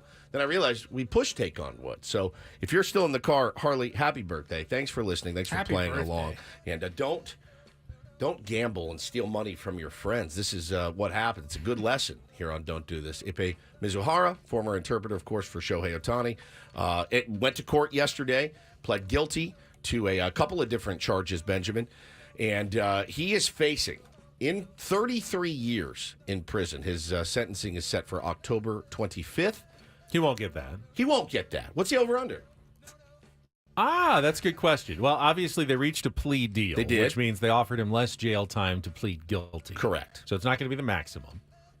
I don't know. I'm going to set the over-under at 5 years. Yeah, I feel like it'll be, he's got to pay restitution, I think, up to, oh, no, he's got a fine of $1.25 million he's got to come up with, which is really, it's tough. I mean, you don't have a lot of money, and so, yeah, he's going to do time, certainly. Don't know when he will get out.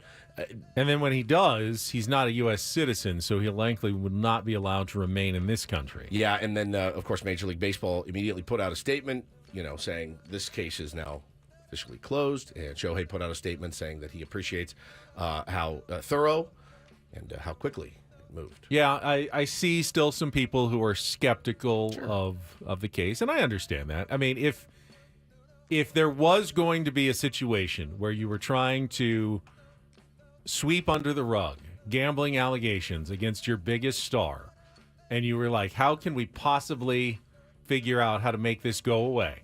You'd probably have to concoct something like his interpreter stole his money and he'd had no knowledge of it.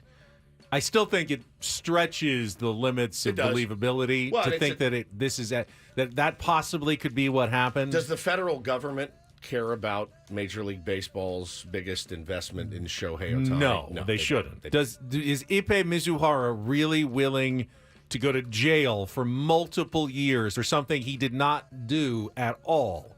Yeah. And what kind of promises can you make? I wouldn't go to jail for you for multiple years. Oh, no, I'm not serving any time for anyone ever again. I would think not. So that's why I tend to believe that this is the true story in the case, and I'm willing to move on from it. Speaking of the Los Angeles Dodgers, they were involved in our second DDT story.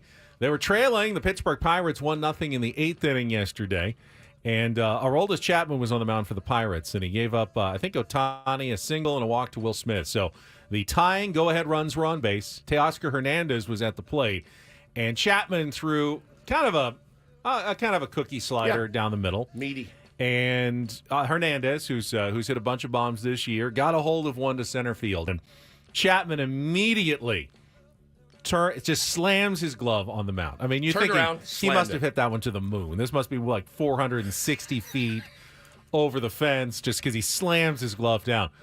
Jack Sawinski catches it right as he hits the warning track. Maybe a foot on the grass, still a foot on the track. But there's plenty of room. There was room. It was not. He didn't have to go over the wall or anything to catch it. It was a fairly deep but routine fly ball. And the funny thing is that Andrew McCutchen came into the dugout, came and did the big making fun of him at the end of the inning, throwing his glove down like, dude.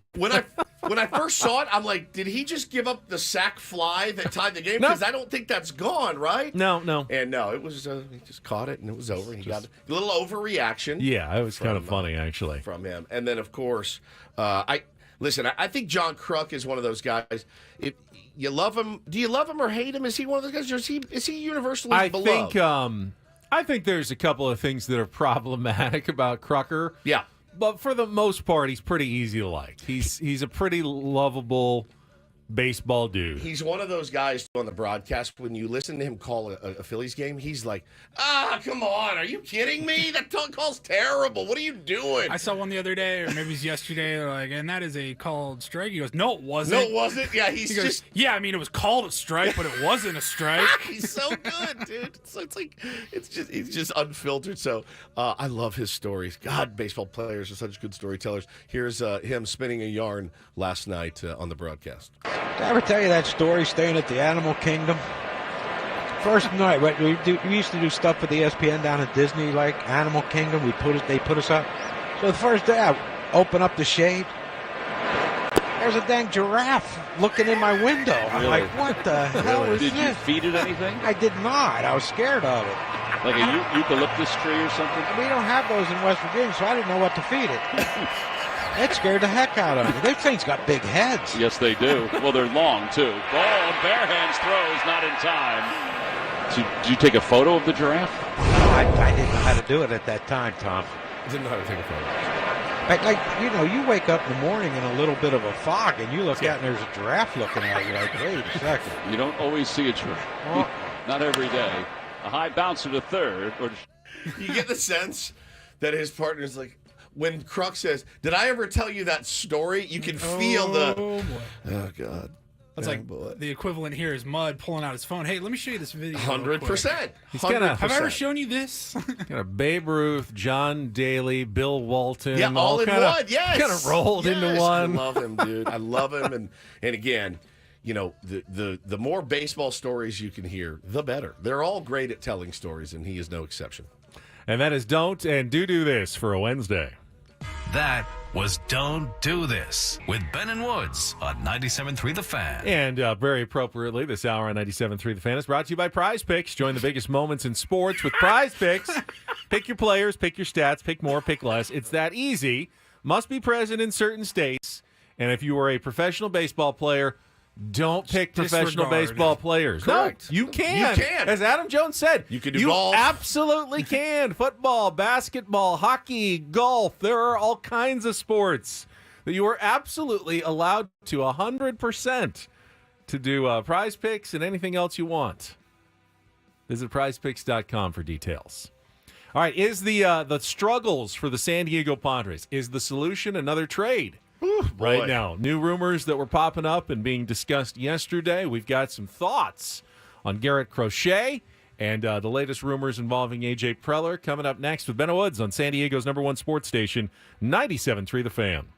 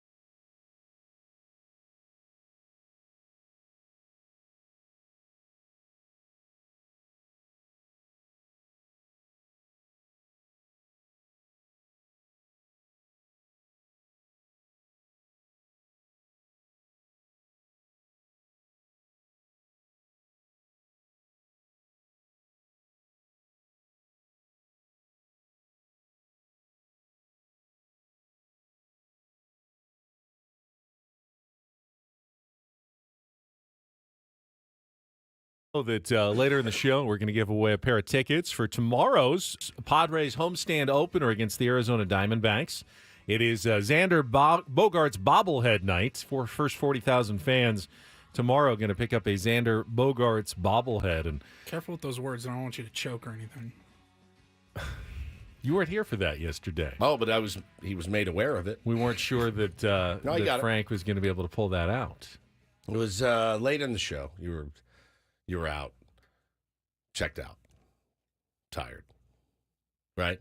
Probably. Yeah. I don't know. It was tired. I took a weird swallow, and something got caught in my throat. But you didn't take a sip of anything. I didn't. It was just that was completely. The weird part. It was just something. I just taken kind of a weird, and this just got caught in my throat as I was trying to speak. Let's talk about it for a minute or two, because we were just talking about the hip check and the treatment that she's gotten here in her first month in the Excuse me. What in the all right, all timer. Stop. What was that? One more. Can you the hip check and the treatment that she's gotten here in her first month in the Excuse me. What? It's like somebody put cayenne pepper up your nose or something. It almost felt like that. Yeah. It was just something just got caught. You know, they say you got caught in my throat, like words got caught in my throat. Quiet. You can hear it. They're doing chemos or something. Wow. In the Excuse me. Golly, Betty. You okay? The Angels lineup. Angels batting order dominated the Padres again last night. God. Kendry Morales with a home run. Vladimir Guerrero had key hits along the way. Played every day. And the Angels batting order just, wore out the Red Sox pitching staff. Why do the Angels pitching staff just wore out the Padres batting order. Why do I feel like, though, with Saw, it definitely wasn't words. It was like nut skin or something. Like a skin of a peanut got caught in there. You know, I can see him eating that nut skin. Like, yeah. Well, as you saw, though, it doesn't necessarily have to be anything. Right. I wasn't eating anything. I wasn't drinking anything. It just something got caught. I feel like he would have a bowl of peanuts next to him as he broadcast, and the nut skin gets caught in the throat. And that's what it has always sounded like to me.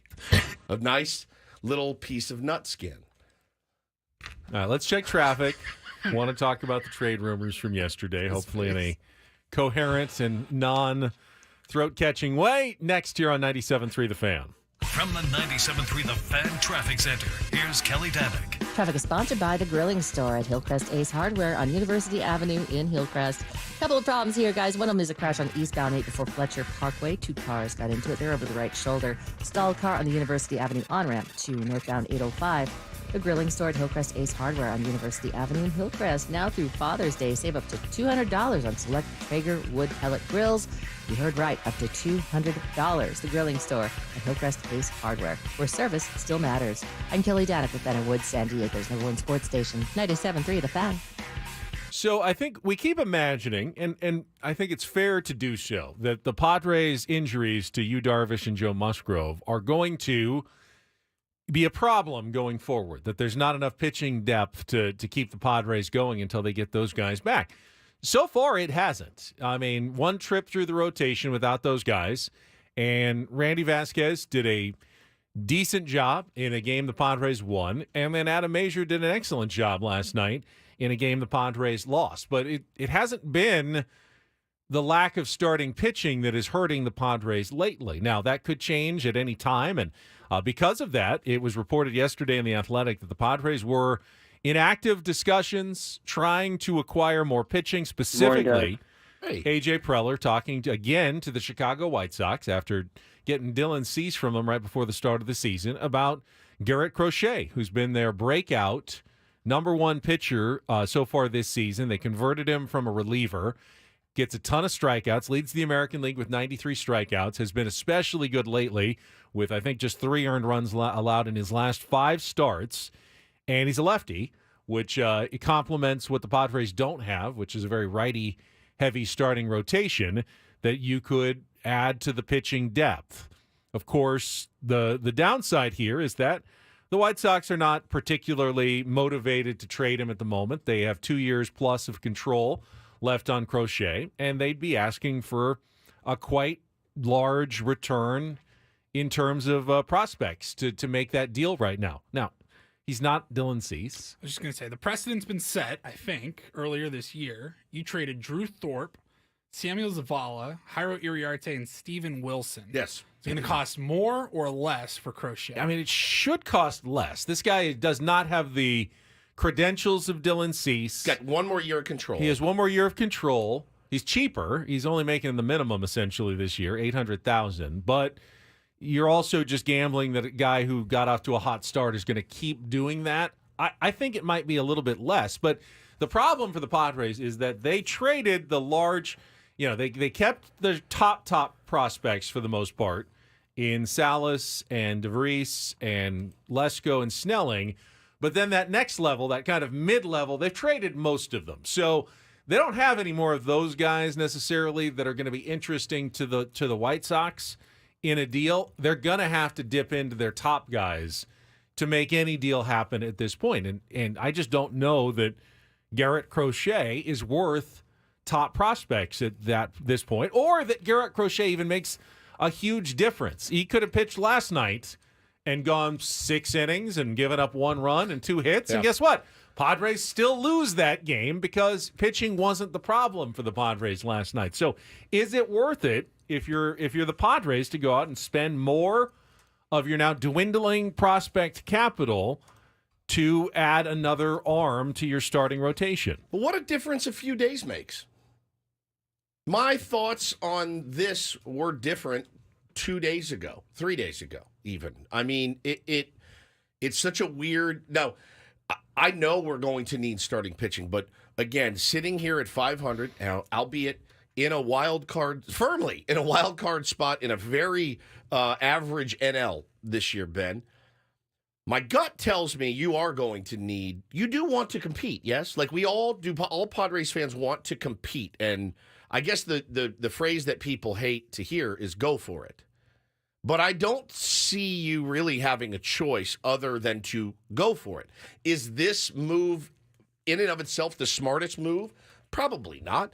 Do you need more help than just one frontline starter in Garrett Crochet? Yes, you do. And I think it's pretty evident that you need help in the bullpen. You might need another catcher. You definitely need another bat, and you need another starting pitcher. So if I got to give up my top prospects, I want more than Garrett Crochet back. Does that make sense to you? Like we need to get out of the thought that AJ Preller is not going to go for it. And again, I hate another calendar year goes by. Manny gets a year older. Xander's already hurt, but he gets a year older. Toddy gets a year older. Jake gets a year older. You gets a year older. Joe gets a year older. Here we go.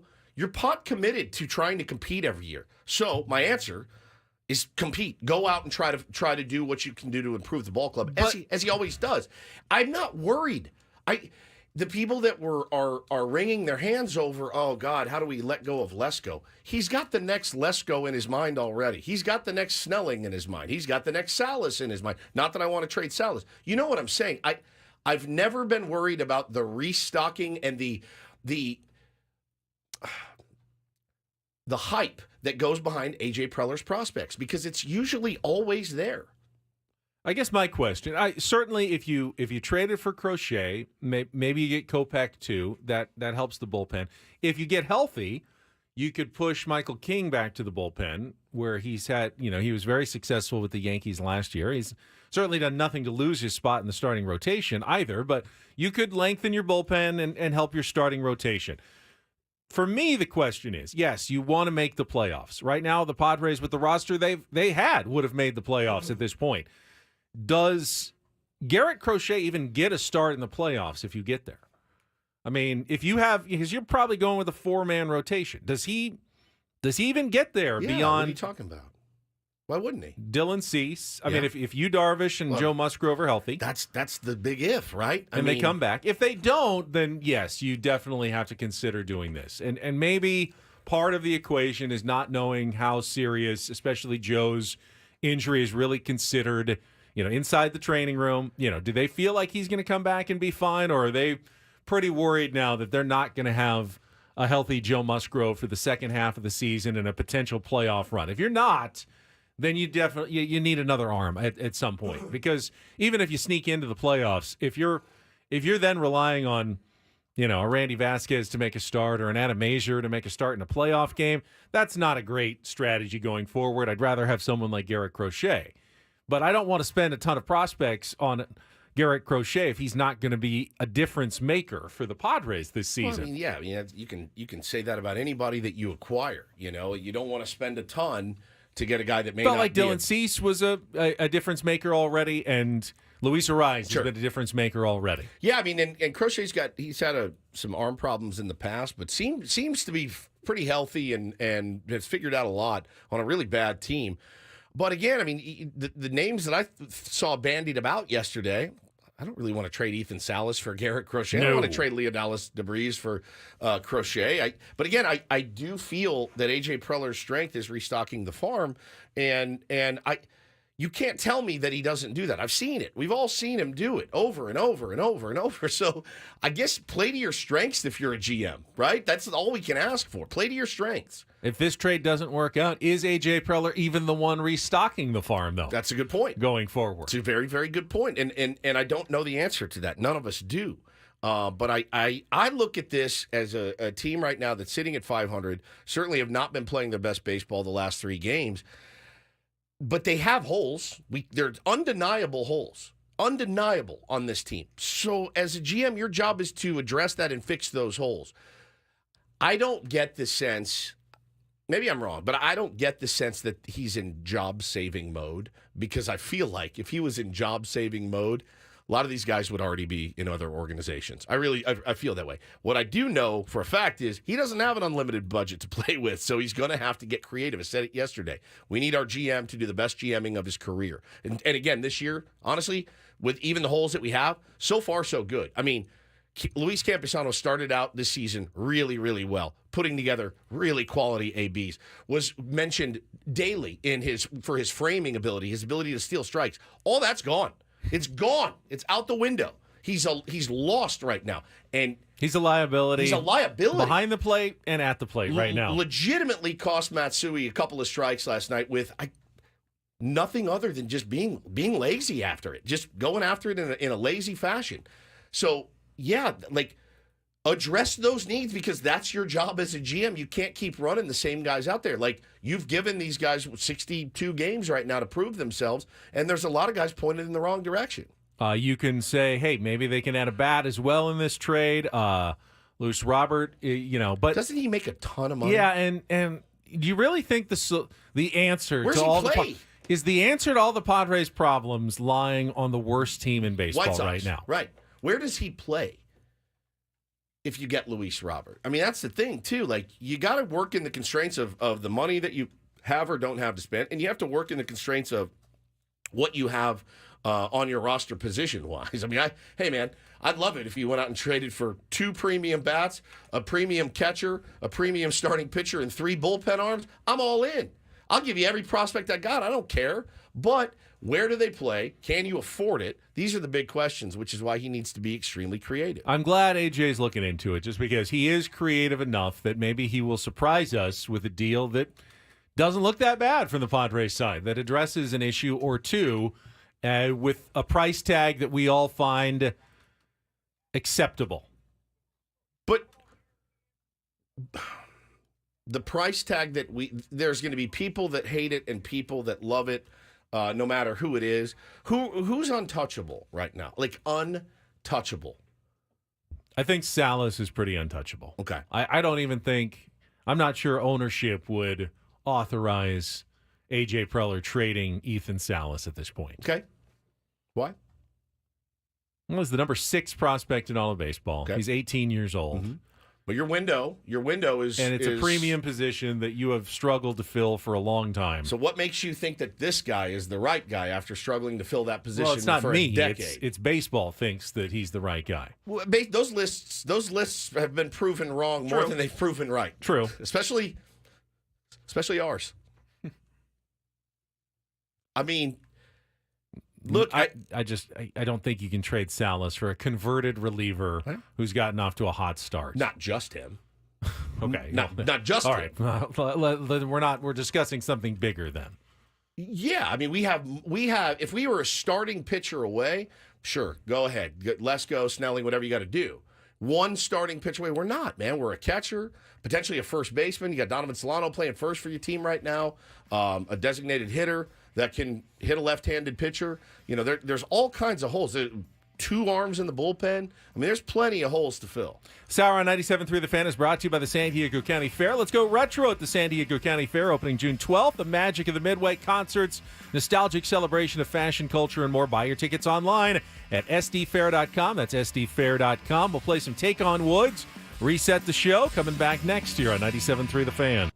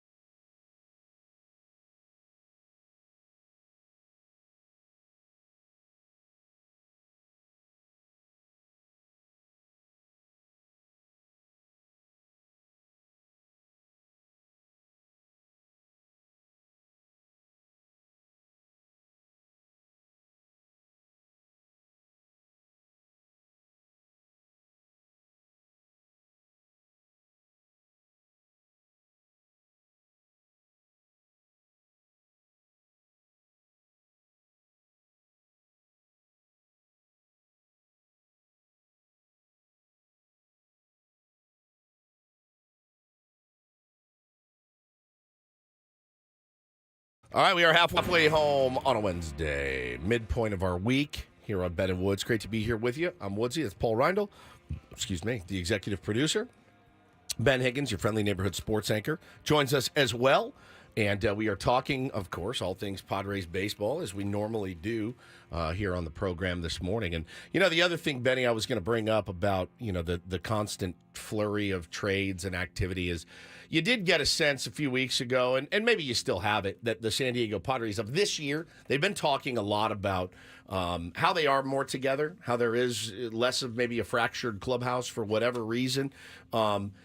That always changes when 3 to 4 guys get moved or 2 to 3 guys get added. It's got to be the right fit, got to be the right personality.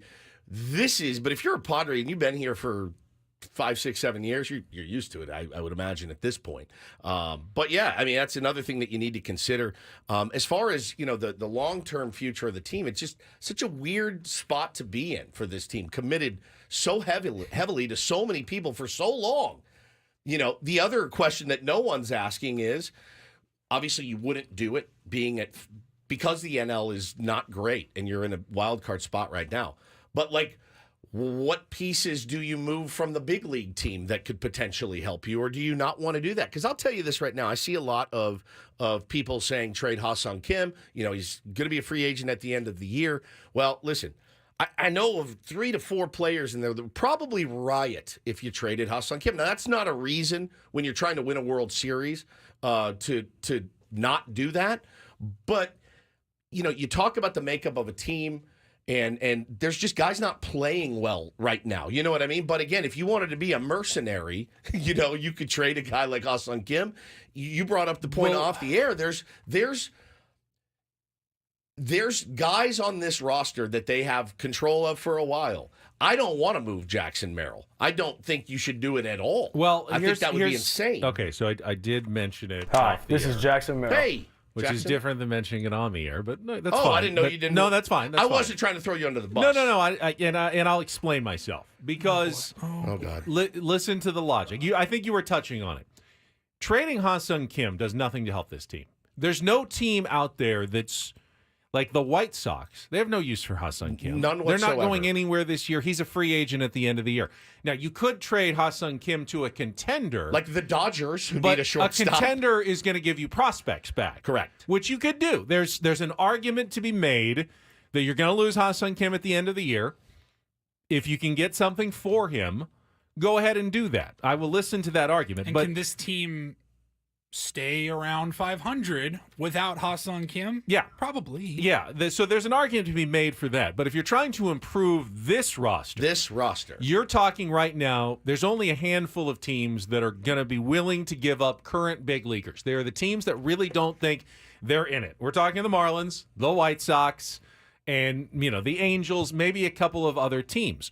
They are only going to be interested either in your prospects or guys with a lot of team control. Correct. And one of those guys, is Jackson which Merrill. I mentioned, is Jackson Merrill, a player who we are very excited about. I've loved everything I've seen about him, but is playing out of position again with the Padres. Has done a really nice job out of position, but he's not playing somewhere where he's comfortable. He's at a valuable position that a lot of teams look and say, a shortstop who's already shown he can kind of handle the bat pretty well on the big league level, seems to have a good head on his shoulders. He would be someone that would be very valuable to another team that would be willing to part with big leaguers right now because they're not in it. Because they're not going anywhere. And you actually could, if you acquired like a big league outfielder, like a Luis Robert, you could actually fill his spot in the outfield. You could move Tatis to center field, put Robert in a corner, you could move Tatis back to the infield, whatever you wanted to do, depending on who you acquired.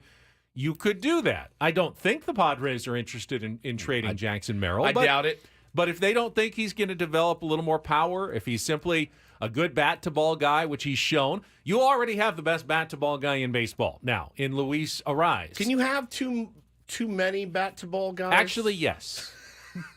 Well, no. But you also have that game against Kansas City where they just rattled off like 14 singles in a row. That was I was fine good. with that. I was, but then remember after that they've gone 3 games where they've now struggled to do that. that's a little fickle. Yeah. Having a few power guys, who are going to hit you 35 to 40 bombs, those go well with your bat-to-ball guys. And right now, they're not getting the power to go with the bat-to-ball guys that they've got. You need a mix of both. And until, you think Tatis is that 40, he's hit 40 before, not anywhere on pace to do close to that this year. Manny is hit, consistently 30. He's not anywhere near that pace either. And really, you're not left with anybody else who you even kind of can hope on that can get to a level like that on your team. Xander, even if he's healthy, is not going to be that playing at Petco Park.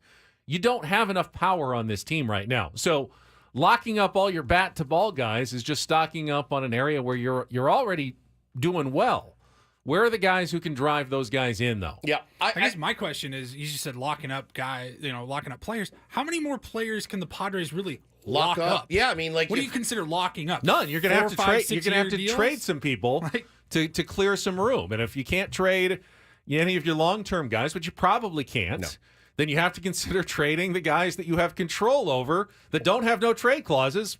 Or your prospects. That's your option. Those are your only options. I've kind of come to grips as a major fan of Ha-Seong Kim that he's not going to be in a Padres uniform after this year. I just don't see how they can pay him what he's going to command. Now, could he defer 98% of his salary to 20 years from now, like other people have? Everybody else is so locked up for much longer than what Ha-Seong Kim's probably going to, a 5-6 year contract maybe. Like, you've got your whole infield and your right fielder is locked up for that long. Like, I can't do another 6 years of just shifting guys around. Like, I would like a more stability in the lineup and in the organization potentially. I again, that's why I think 6 more years of having 8 different infielders. You're like, okay, conversely, you keep adding mercenaries, even if they have a year or two of control, because Dylan Cease has 1 year after this one. 1 year after this one.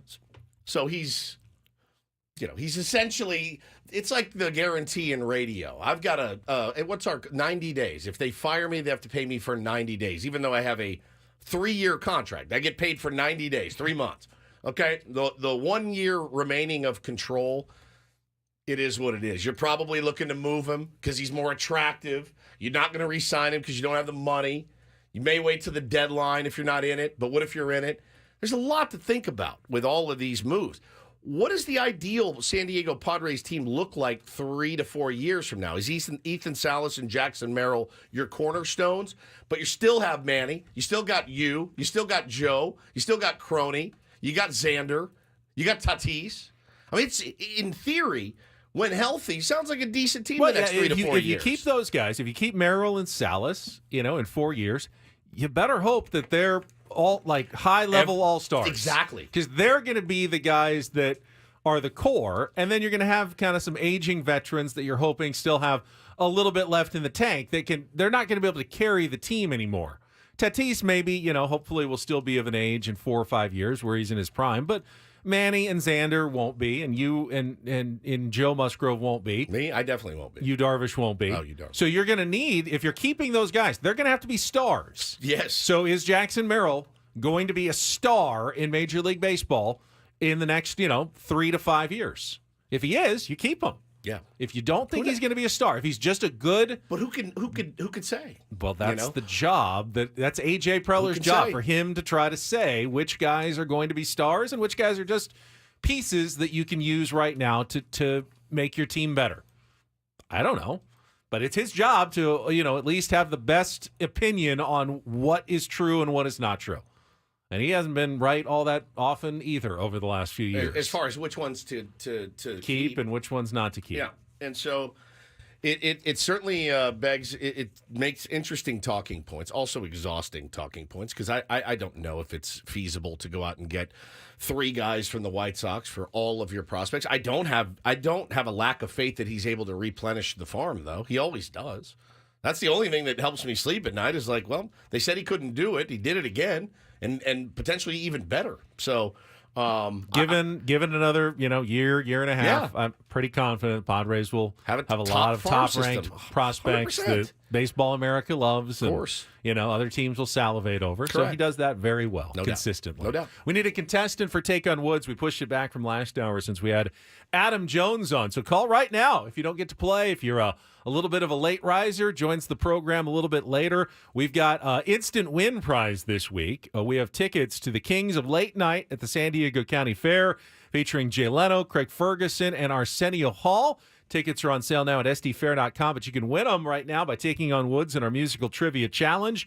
833-288-0973. Call now. 833-288-0973. We'll play our game as soon as we get a contestant dialed in. Still to come on the second half of the program. We'll obviously talk some more Padres baseball as we move forward. Looking forward to a Reindl Report now that Paulie's back. Went to Las Vegas, brought us back some nice gifts. What'd you from get? Las Vegas? I got more of the cards that they hand out on the strip. What do you do with yours? Do you have a little folder at home? What do I do? No, usually just stick them in my wallet just in case you ever need them. Wallet. Yeah, I mean, Fantastic. these ones are a little big though. They I feel are. like they're getting supersized now. They used to be a little bit smaller. Now they're not really wallet. Well, you gotta stand out. Anymore. They've cracked down on them on the strip. Should I Have they? They're not everywhere anymore. They used to be on every single street corner that you walked on. They flapping them right in your face. Yeah. Take these. You're like, buddy, I'm with my wife. What are you doing? Get out of my Should face. I Hit me get later. one of those nice, like sleeves, like they put baseball cards Oh, in? please get one. I'll get you one for Christmas. Maybe even mounted, like behind, heavy plastic on a wall. Interesting word choice. Very interesting word choice.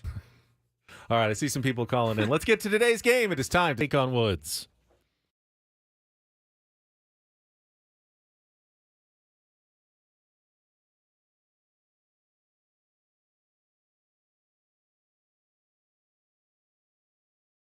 All right, let's go to line 2. Who's this? You're on the air. This is Nathan. Nathan, are you ready to play Take on Woods? I am ready. All right, you're our contestant today. You already know what we're playing for. Take on Woods is brought to you by Valvoline Instant Oil Change. It only takes 15 minutes. You don't have to get out of your car. For directions and discounts, go to SoCalOilChange.com. That's SoCalOilChange.com. You go first. Woods goes second. 5 questions. If you beat or tie him, we will give you the tickets to the Kings of Late Night at the San Diego County Fair. Here are your categories. It's not false. Pretty obvious, but I'll let you figure that one out. Ooh, I know this one. Those are bands with double O in their name. And our new category, Over Under. Those are song titles that include either over or under in the title. So it's not false. Ooh, I know this one, or Over Under. Nathan, what would you like to play? Let's do Over Under. Over Under. All right. So today you're gambling with your knowledge of song titles that include either over or under in the title. You'll have 60 seconds for the 5 questions. If you don't know, say pass. We'll come back to it if there's time left. First question is the 2-second song. You need to identify the title of the song and the artist for the point. So, Nathan, are you ready to play? I'm ready. All right, Paulie, 60 seconds on the clock. Good to go. Remember the category over under. Your time begins when Paul plays the music. Good luck, Nathan. Let's take on Woods. Men at Work. Men at Work. Yep. What's the title of the song? You can pass. Man Down Under. Nope, that's not it. Which Men at Work song is considered the unofficial national anthem of Australia? Who Can It Be Now? No, incorrect. Hey now, which 1986 song was a debut hit for the band Crowded House? Pass. Mick Jagger sings about the way she talks when she's spoken to in which 1966 classic by the Rolling Stones?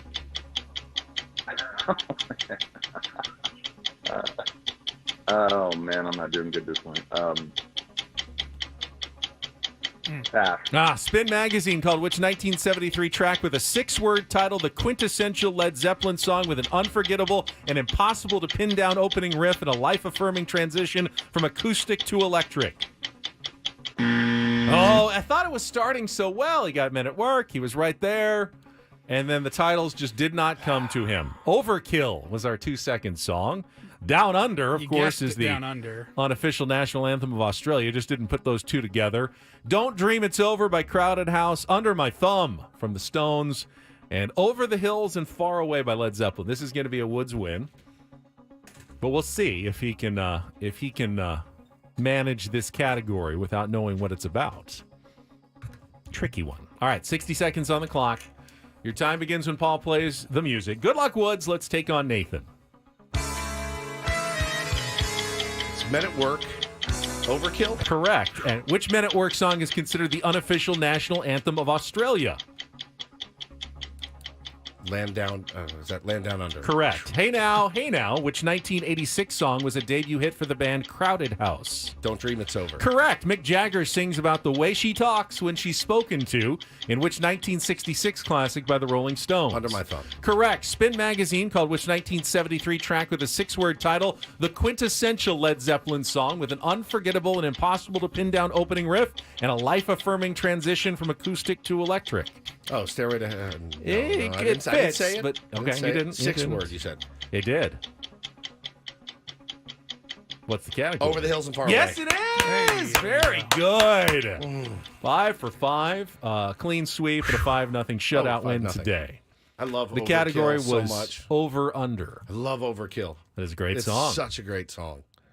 Overkill, Down Under, Don't Dream It's Over, Under My Thumb, and Over the Hills and Far Away. I wasn't sure if anyone was going to get that one.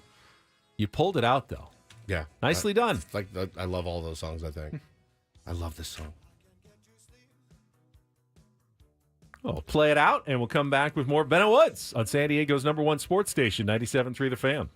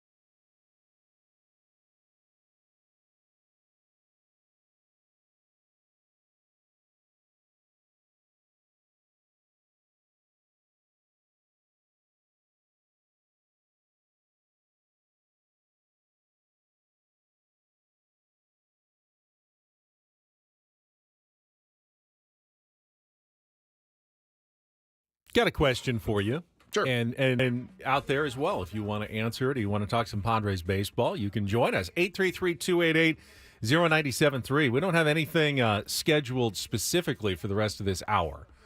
But I did want to ask this question. And again, you can chime in on this or the Garrett Crochet trade rumors if you want to give us a call. Has the Padres brand been damaged the last couple of days? No. You did this yesterday. We did this. Not really. I mean, it actually bothers me. Why? When I see the constant headlines of Padres player banned for life. No, and it's everywhere. We did this yesterday. I mean, logically, no. Padres have done nothing wrong. Literally nothing. But this is completely out of their control.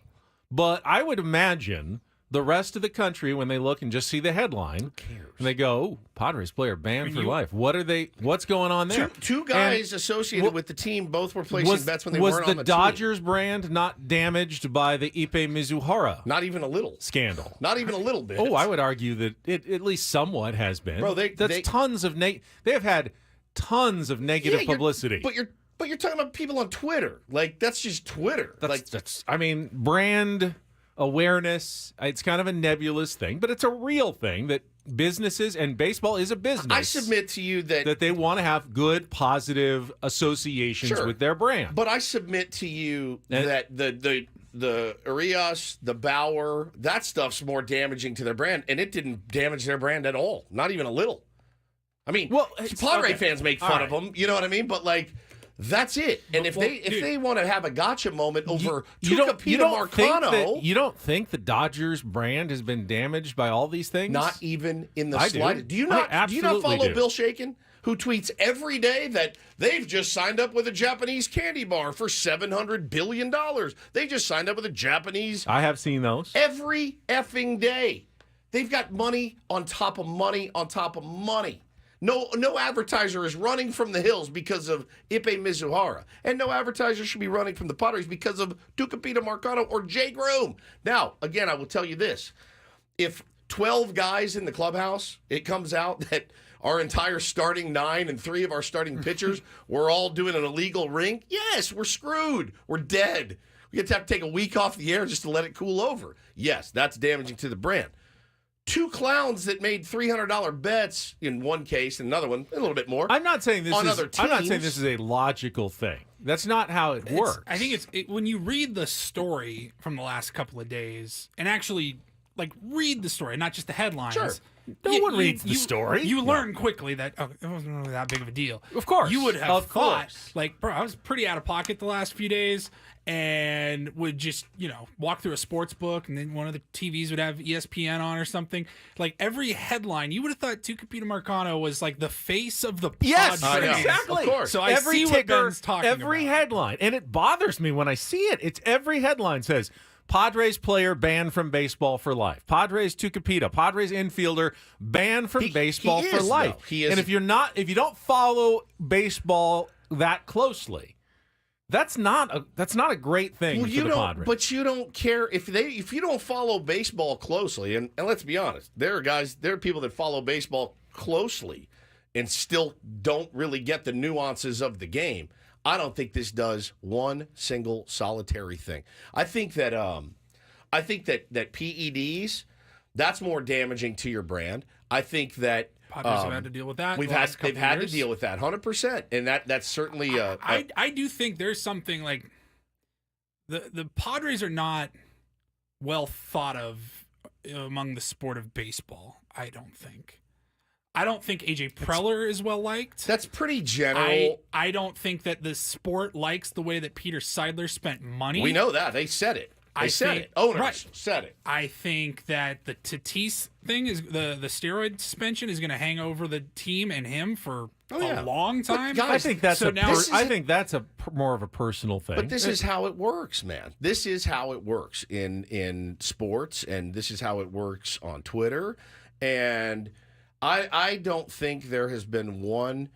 If you're an advertiser with the San Diego Padres, did you even think for a second, oh, I can't be associated with the acts of Tucupita Marcano and Jay Groom? No, you didn't. Not for a heartbeat. Not in a second. I mean, it just does nothing for me. And again, when you know that those guys were doing this on other teams, I don't think it's hurt the Red Sox brand or the Pirates brand at all. I mean, it probably should hurt their brand a little bit more than it did the Padres. Again, we're talking about personal responsibility here, not team responsibility. All teams do their job as it pertains to gambling. All of them. All I'm saying is the Pirates got off very lightly in terms of the PR of this compared to the Padres, who had nothing to do with it at all. I don't know why this is such a sensitive topic for you, because it just doesn't move the needle at all. I really don't think. Yes, I hope you're right. I do hope you're right. Yeah, people are going to. I've got to imagine people are going to bust your balls about it. But that's how it works. If you're in the Padres, front office, you're like in Eric Grupner's office, that you're worried about, like, is this something we need to do anything about? What's going on? Are people going to be, worried about, the headlines that are out there of, surrounding a guy who wasn't really even part of our team? And listen, don't get me wrong. Anybody could have signed Tucupita Marcano in the offseason. Don't get me wrong. I didn't like seeing it either, and I thought it was BS. That being said, I don't think it affects. Like, it should have. The headline should have been former Pirates player, not current Padres player. Well, he is a current Padre. I understand that, but all of this happened when he was on the Pirates. Yeah, Tom makes the brilliant point of the day. You know how you fix the Padres brand if there is a problem? You win. That's it. That's what you do. If I'm Eric Grupner, I'm worried about, hey, this team needs to win more ball games so that I, as the CEO, can make sure the ballpark is filled and we got cool stuff to do and we can get players and make money. That's his job. But as far as the brand goes, it just did not affect me in the slightest, not even a little bit. One that got, and let's talk about some that may have affected teams' brands. The Tampa Bay Rays and Wander Franco, that I think did, because, again, you don't give money to anyone. They never pay a soul. They let everybody go. They're like, all right, we'll do it this one time. You gave it to a pederast. I mean, that's the guy you picked. That is damaging to their brand. Things like that, I think, are more damaging to a brand, but I don't think Shohei and Ippei have affected the Dodgers at all. Not even a little. I mean, they make so much money. They have so many they sponsors. made the choice to hire Ippei. Yeah.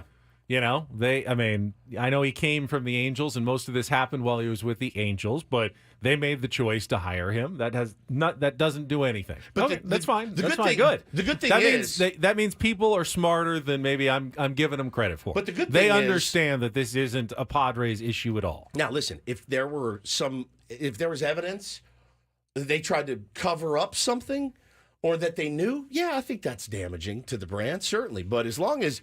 And there's no sign of anything like that. None whatsoever. And the fact that, Tucupita's going to be out of baseball forever, Groom's going to be out a year, that's just punishment handed down. If I'm AJ Preller, I'm a little bit mad. Like, baseball, did you know that this was going on and didn't say anything? You just let me sign this guy without, giving me a heads up? And they'll probably go, well, we can't talk about investigations while they're ongoing. I think you're smart enough to know, and I'm smart enough to know, and the listening audience is smart enough to know that there's really... I mean, the only thing that really hurts a team's brand ever is when they say, we're throwing in the towel. We're trading away our best players. We want to make money. We don't care about investing in the team. We're not going to upgrade our ballpark, or we're going to move. We're moving. That hurts the team's brand. I don't think an individual player, or two, even if they were with the Padres, I don't think it affects our brand one bit. I really don't. All right. Hold that thought. If you want to join us, 833-288. What is the Padres brand? I don't That's even a good question, too. We can talk about that as well. 833-288-0973. More on the way with Bennett Woods on San Diego's #1 sports station, 97.3 The Fan.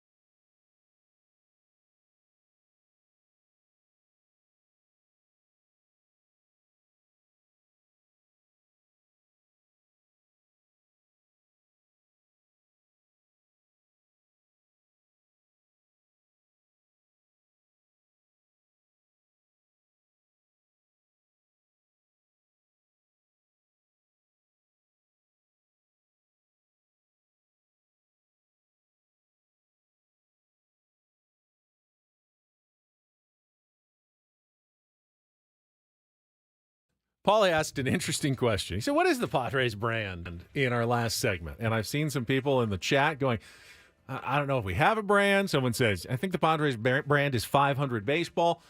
That's been for the last couple of years. If you look at the history of the Padres, that's actually quite an improvement over what the brand used to be. What do you think is the answer to that question? What is the Padres brand?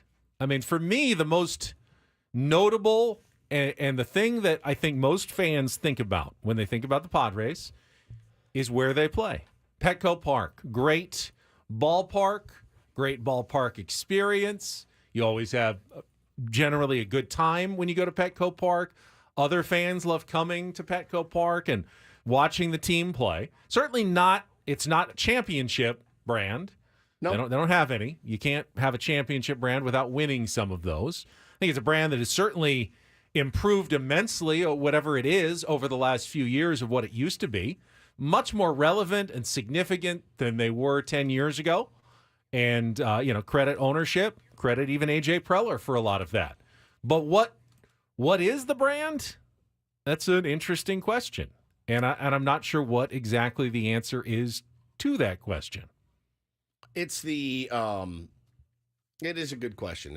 And I don't know, man. I think when I think about the San Diego Padres and their brand, I think about potential. Honestly, like the hope, the potential that this team could be good, and then they go out and stumble against bad teams. And I think identity for a team is another thing entirely. Like, I don't think this team. I thought they were really well on their way to establishing their identity this year, and I feel like some of that might have been lost over the last couple of weeks.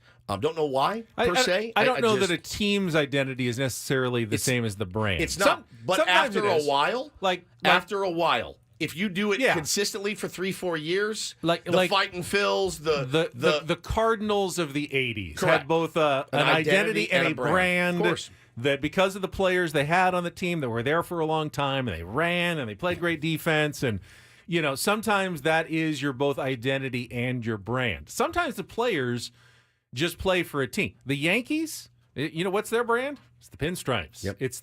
It's the history. It's the swagger of being a Yankee. Yes, they have good players. They have won lots of championships, but I would say their brand is it's the pinstripes. It's the mystique of being the Yankees. They said last night on the broadcast that game was wrapping up. Who the hell were they playing?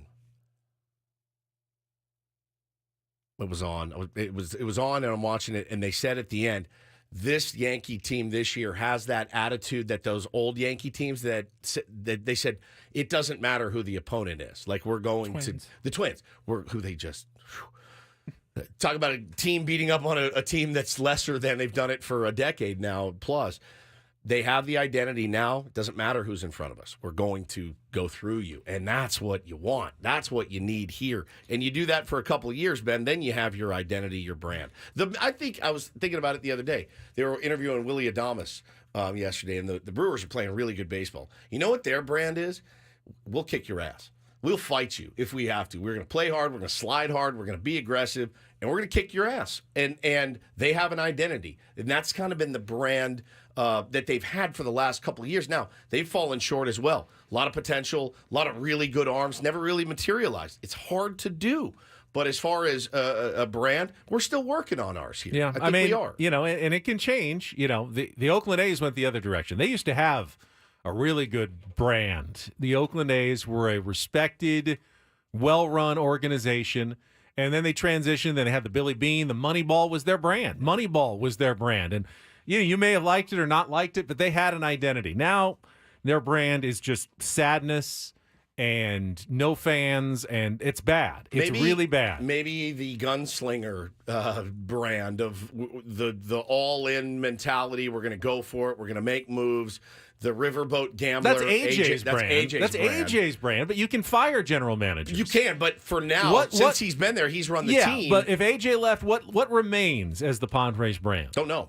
I definitely think it's the ballpark, it's the experience, and I think as fans we crave a brand that comes with the play on the field With a little bit victories, more. yeah. Well, everyone loves the ballpark experience, and it's not the worst thing to be known for. We're just craving a little bit more. It's better than having a bad brand. Of course. I mean, the Mets spend a ton of money. Their brand is not good. It's not. Most people, they think of the Mets as kind of the joke. They're a joke. They're an afterthought. The second team in a town. The Angels have no brand at all. No. They're overshadowed by the brandless. Dodgers. Yeah. Now they're overshadowed by the Padres, even to the south. They're completely brandless. Yes. Ohtani was their brand for a while. And Mike Trout. Yep. And now they have no brand at all. Doesn't mean you can't win games. We won the last 2 without a brand, but they don't even have one. Yeah, I don't know. Janine says overpaid mid players. All right, that stings a little bit. Yeah, I mean, look, they need to figure out who they are. They really do. And big picture and this season, they need to figure out what kind of team they want to be. Just hasn't materialized yet. 500 is just, it sucks. It sucks. But again, right there in the fold, right there in the mix. Thank you to the other teams in the NL also trying to figure it out this year. And guys underperforming, a lot of injuries, are happening around baseball, guys going out. So, man, a war of attrition is what a 162 game season is, and we're firmly in it still. We're there, at 500, but they just can't seem to get anything going beyond that. 833-288-0973 if you want to join us. Let's check traffic. We'll continue on here to the top of the hour on 97.3 The Fan. From the 97.3 The Fan Traffic Center, here's Kelly Danick. Traffic is sponsored by Valvoline Instant Drive-Thru Oil Change, your trusted instant drive-thru oil change. Tow truck is helping to clear a crash on Sap on 15 before V Rancho Parkway, getting that out of the left lanes. Also, reports of a possible brush fire eastbound King Freeway past Home Avenue. Some smoke visible in the area. Southbound side of the 805, right before 47, there's a collision involving a couple cars there blocking the HOV lane. Stop by any of the 30 San Diego Valvoline instant oil change centers. You don't have to get out of your car. Usually only takes 15 minutes or less. Plus, get a free courtesy check of your tires and battery. Visit SoCalOilChange.com for directions and discounts. SoCalOilChange.com. I'm Kelly Danick with Ben & Wood, San Diego's #1 sports station, 97.3 The Fan. Do have somewhat good news for Padres fans going forward. I believe the next 4 days they will be facing right-handed starting pitchers. Okay, good. Starting tonight, and then the first 3, I think, against the Diamondbacks are all righties. And there's a guy that's a lefty that I haven't even heard of that's pitching on Sunday. But you are going to be facing some right-handed pitchers. It shouldn't make that much of a difference. Too Much Morton's did have the splits this morning, which I thought were interesting. So versus right-handed pitching, Padres have a 119 WRC plus. It's weighted runs created. 100 is average, so second best in all of Major League Baseball. 273, 335, 412 team/line. That's really, really, really good. Yep. They're outstanding offensively against right-handers. Against lefties, 93 WRC plus. That's the 8th worst in baseball. Bad, but not, I guess, as horrific as I thought. 227, 298, 343/line. They're 2 completely different teams. They are. Against righties and lefties. You can't, generally you face more righties than lefties. But as teams see this, they're going to get wise to it. Just as you said, Ron Washington kind of did. All right, we got a lefty. Usually then you bring in a righty because, we're going to switch it around. Their lineup's set to face a lefty. Let's bring in a righty. No, let's just bring in another lefty against the San Diego Padres because I look at those numbers and more teams are going to say, hey, until you show us that you can start hitting against lefties, guess what they're going to get? A diet of lefties. If someone needs to make a spot start against the Padres, guess who they're going to pick? A lefty. That's what the Padres are going to see more and more of all season long as these numbers remain where they are. And what happened when they put a righty in? Started scoring runs. Yep. Granted, it was Luis Garcia. So double win there. Could not get that big hit there that we needed, but we're able to scratch out a couple runs. But does you nothing, man. No moral victories at all. You've now lost the series to the Los Angeles Angels. Their first time winning back-to-back games at home all season long. A very that's a streak that you don't want to be a part bad, of. But what you can't do is get swept. Bro, the salvage game today is it's pretty huge. It's epic. If you're Mike Schilt and your message is doesn't matter, we don't need to sweep series, we just need to win series, then you can't get swept. If they lose today, then they will have undone almost all of what they did well in winning 8 of 10 series. You know the Padres brand is keep the faith. That's what it's kind of always been. Keep the faith, be Friar faithful. Now this year's is for the faithful. I think people are, and again, I did not grow up here. I got 14 years in. I've seen so much faith dwindle over the last 14 years, a lot. And I didn't cover the team for 8 of those years, Ben, but I have on a minute-by-minute basis since. And I've seen a lot of the faith I would dwindle. say the opposite. There's never been more. No. There's a lot of buzz. Well, okay, buzz. Buzz is different. The faith of, oh, God, is this ever going to work? Yeah, it's dwindled. Well, it's easy. I think it's easier to have faith that things are going to be better when they're always at rock bottom, because there's nowhere to go but up. Yeah, and now the Padres are good enough that you can see that there's ways to go down at this point. Don't misinterpret the fact that like Petco Park is full and people are way into the team and more people are talking about it and everything else. That's a good thing inherently. But the faith, when things like what happened the last 3 days happen, that's when the faith dwindles a little bit. And that's happened over the years. Last year, I mean, holy cow, my faith last year went from as high as you could be to rock bottom. I mean, just as rock bottom as it got. I did not want that little win streak at the end of the year made me want to jam a pen in my eye. I was so mad about that win streak that inspired we're going to go on a run when it doesn't matter. The faith that people have in the roster, how to build a roster, what we're going to do moving forward, that's dwindled. I don't think you could say differently. It really has. And again, we're sitting here with 98 games remaining in the season. Padres still have the 5th best record in the National League. And there's still every possibility is ahead of them. Yeah. They could play decent baseball the rest of the year, cruise to the playoffs, have an opportunity in October. They can play like they have the last 2 days and eventually get passed by other teams, miss the playoffs again, and clean house at the end of the season and go in a different direction. But I'll tell you what. We haven't really learned anything yet this year. I'll get hit with a baseball bat upside my head if I when I walk out to my car. If I got on the radio and said, hey, just relax. Keep the faith. Keep the faith, guys. I want to feel it. That's what Peter Seidler would tell us to do. Keep the faith. Keep the faith. These guys are going to work. They're going to work. Logic and history, though. Logic and history 60 says, games in, it says team, different. It tells you who your team is. It says different. It says different. But again, not to keep going back and forth on both sides of the fence, but 500 may be good enough to get a second wild card this year. So, listen. We all said is that a credit to the Padres or a discredit to the rest of the season? But it's a symptom of what's happening. We all said at the beginning of the season, this is probably a team that is right around 500, maybe a couple of games above 500. Here we are. So I guess we've all been right. You're a genius. We are completely right about the San Diego Padres. Yep. That's why you listen to us. Yes. Our prognostication skills are second to none. We identified this team as often wrong. Team is probably around 82 to 85 wins, and nothing has really changed that. Yep. They're still around 82 to 85 win team at this point. Yeah, I think they're at 81 now. Yeah, obviously. Yeah. So logic would say that this team should not upset us as much as last year's team. Right. But why? But it tends to. They're not. The last I'm much better this year than I was last. The last 2 days felt the most like last year, though, than any other days this season. You know what the last 2 nights were? Boring. They were extremely, extremely boring. The boring Padres showed up, and I don't like the boring Padres. The San Diego Padres. This hour 97.3 The Fan, brought to you by Prize Picks. Join the biggest moments in sports with Prize Picks. Pick your players, pick your stats, pick more, pick less. It's that easy. Must be present in certain states. Visit prizepicks.com for details. Paulie, Reindl Report headlines coming up next year on 97.3 The Fan.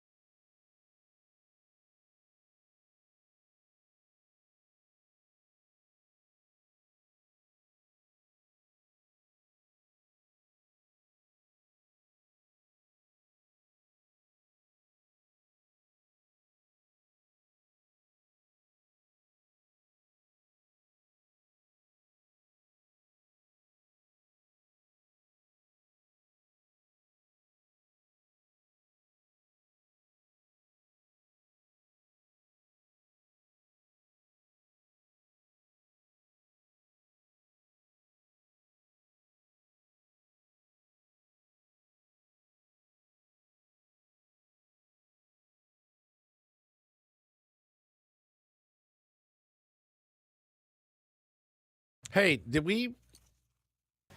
So I said it earlier in the show. I turned the TV off last night after the game to preserve my blood pressure, which was high yesterday at the doctor's office. Did Schilt say anything in the presser after that I didn't hear? Not really. We have some audio. I listened to it. It was fairly benign, innocuous, frustrated. Yeah, frustrated to waste the last 3 good starts. Starting pitching, Angels played really clean baseball the last couple of days. Tip your cap to the Angels. Yeah. They have. They have played good baseball, better than the Padres have the last couple of days. Much. They don't have any stars, but they certainly have not shot themselves in the foot. Nope. Once, really, in this series. Yeah. And give them some credit for that. I won't alibi that. I'll give them some credit for not shooting themselves in the foot. Padres should still be good enough to beat an Angels team that's not making mistakes, though. Correct. You can't just wait for other teams to make mistakes to win all your games. Correct. Please do. When the other team does, gladly capitalize and take advantage of it. Say thank you very much.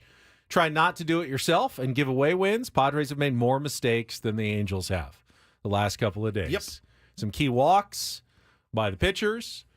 Couple of base running, a throw yesterday that brought Donovan Solano off the bag. Padres have made more small but important errors and important misplays in this series compared to the Angels, who really have not done, as far as I can remember, really anything egregiously wrong in the last 2 days. No. Ron Washington's probably pretty happy with his team. Great challenges from Wash, really, knock those out of the park. And that was kind of a key moment. So Washington challenged that early play at first base, and watching on the TV broadcast, I agreed with Don and Mudd. I didn't think it was enough to overturn. I didn't think it was enough to overturn. Could he have been safe? Yeah. But it was really close. I couldn't quite tell where his foot hit the bag compared to the ball. He was called out on the field. Ball's got to be in the cylinder of the glove. Where it touches the leather. Okay. So I figured they're just going to say this call is stands. Not confirmed, but I wasn't expecting overturned. And by the way, that was critical because in the Yuki Matsui inning, they also called the runner out at first base. He was definitely safe on replay, but had they not won that first replay challenge, they would not have had another chance to challenge. They would have had to accept that bad out call at first base, and it would have been a runner at first and one out, and possibly a very different inning, and without the rally that came. So it was, the little tiny things, the decisions do come back and make a difference later in the game sometimes. Yep, indeed. All right, we'll get back to the Padres and look ahead to the series finale, perhaps a little bit later. Right now, though, we've got Paul Reindl back. He's been in Las Vegas. He's probably overloaded with stories for the Reindl Report that he wants to talk about. And get things started here with our today's edition of the Reindl Report. Now tuned into the greatest. Welcome to the Reindl Report with Paul Reindl. Hi, Paul. All right. 2 stories from the world of sports that we haven't gotten to yet. We'll start off in Major League Baseball. And 1 story that you didn't know you needed. Are you laughing, biatch? It's the Reindl Report. Hey, Paul, how you doing? Okay, how are you? On 97.3 The Fan. Are you ready to bless the mood? I need some help, please. That was good. Can I get a yeah? Oh, yeah. All right. All right. Welcome back, Paulie. Thank you.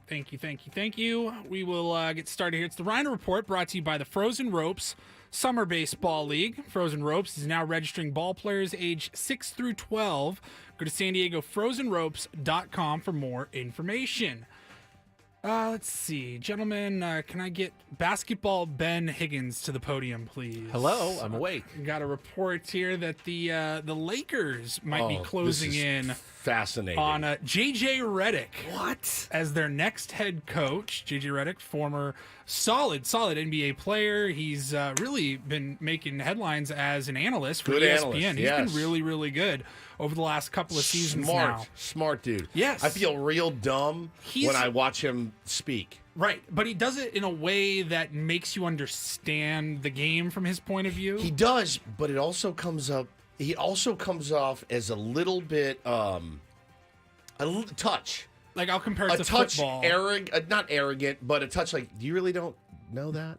You really don't get that. Like, yeah. You know what I mean? Like, we talk about, like, Tony Gwynn all the time when he was coaching kids of and course. college players. Like, just do it like this. Just do it like this, you guys. Like, we're not you. We can't do that. Right. Tony Romo, I think, does that a lot on the broadcast. He's very smart, and he's got the knowledge, obviously, to commentate on the games, but... Pompous, that's the word It's a I was little looking pompous, for. yeah. Little bit. So J.J. Redick could be, and it's looking like that this will be the case, going to be the next head coach for the L.A. Lakers, Ben's L.A. Lakers. How many? Give me their last 4 coaches.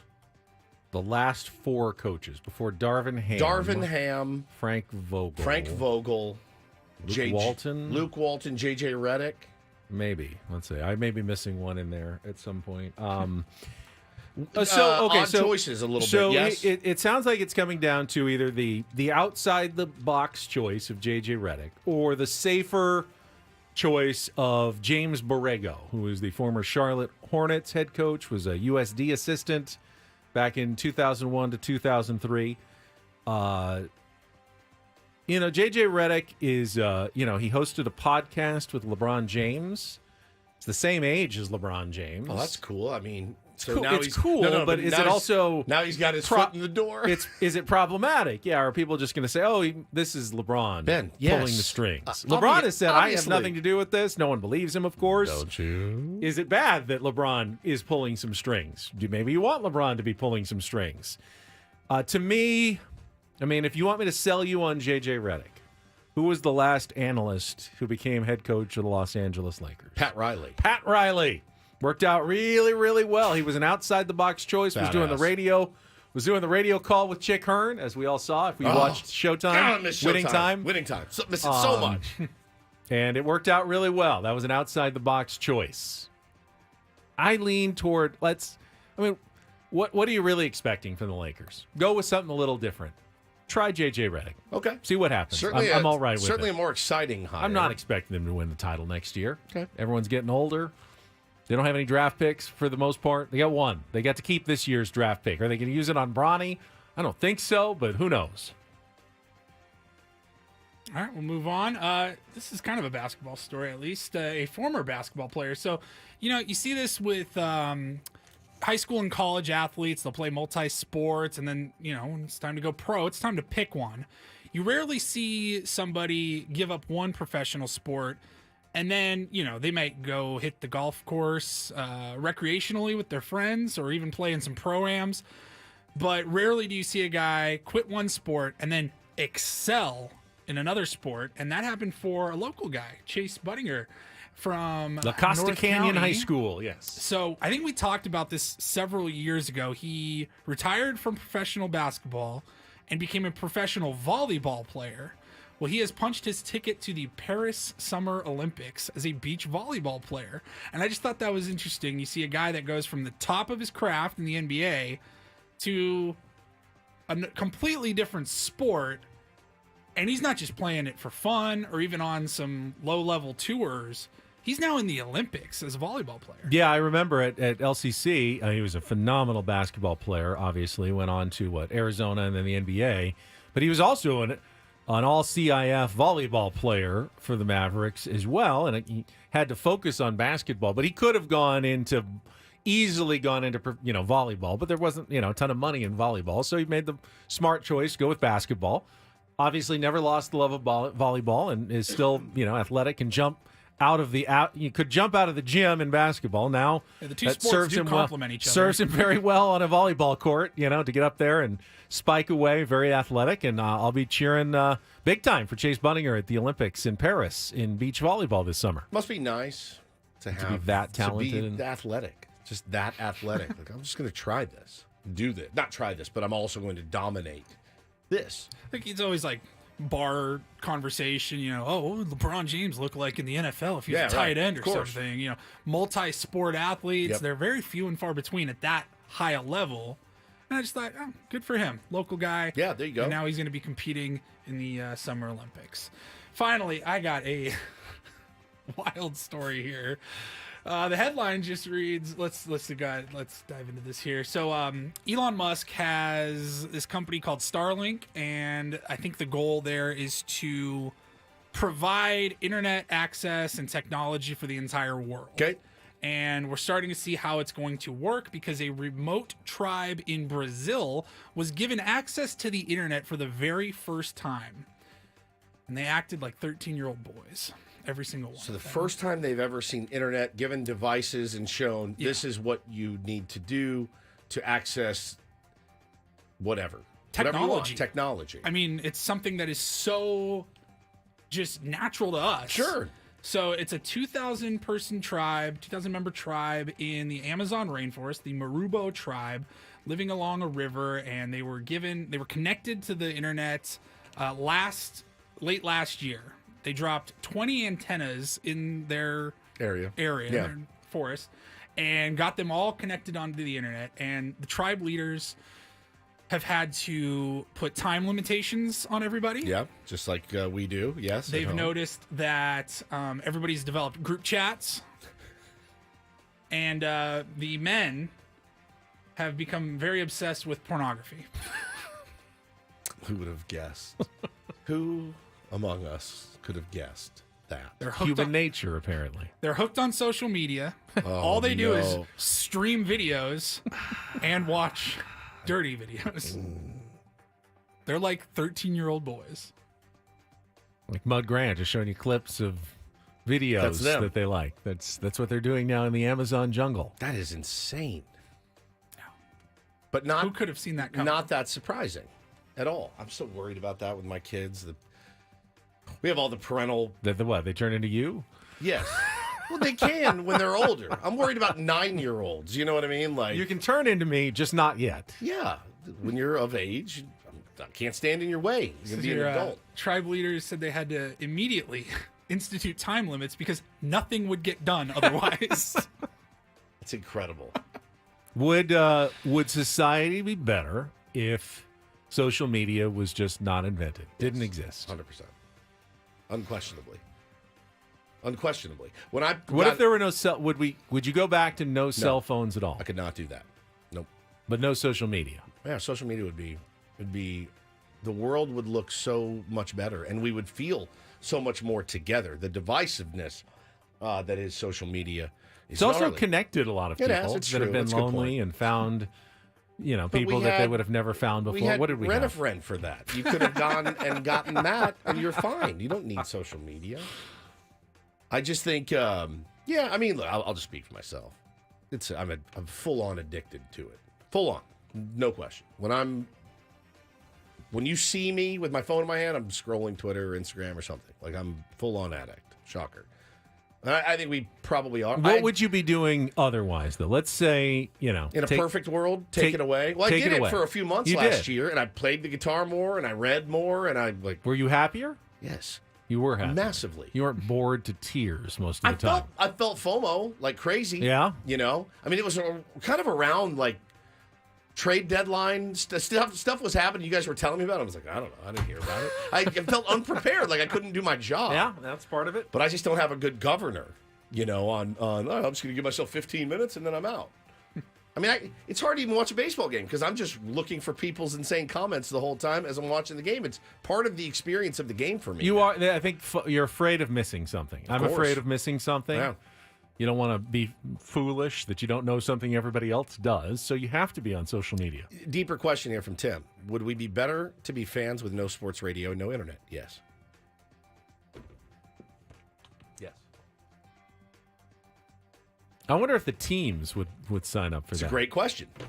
Because I don't think you create the passion of Padres baseball. I don't think so either. Without us, sports radio, and the internet, and the communities of fans that are helped by technology.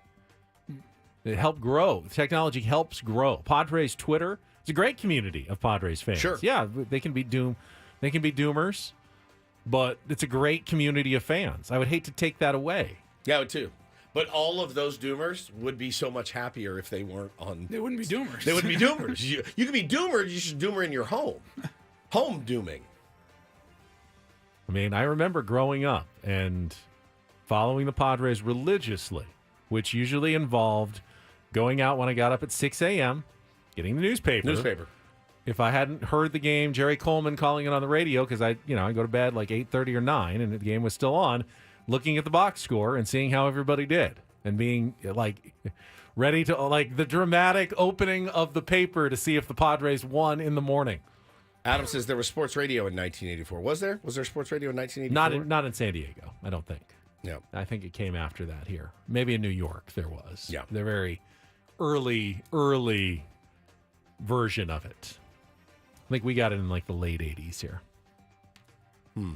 Interesting, Paul. A philosophical question there. Would you guys be better off without us, is the question. The answer is unequivocally no. No chance. No chance. Well, we're not going anywhere, so kind of a pointless question to begin with. I think we make everybody's lives better. I don't. I had a guy screaming at me this morning. It happens, It's what it is.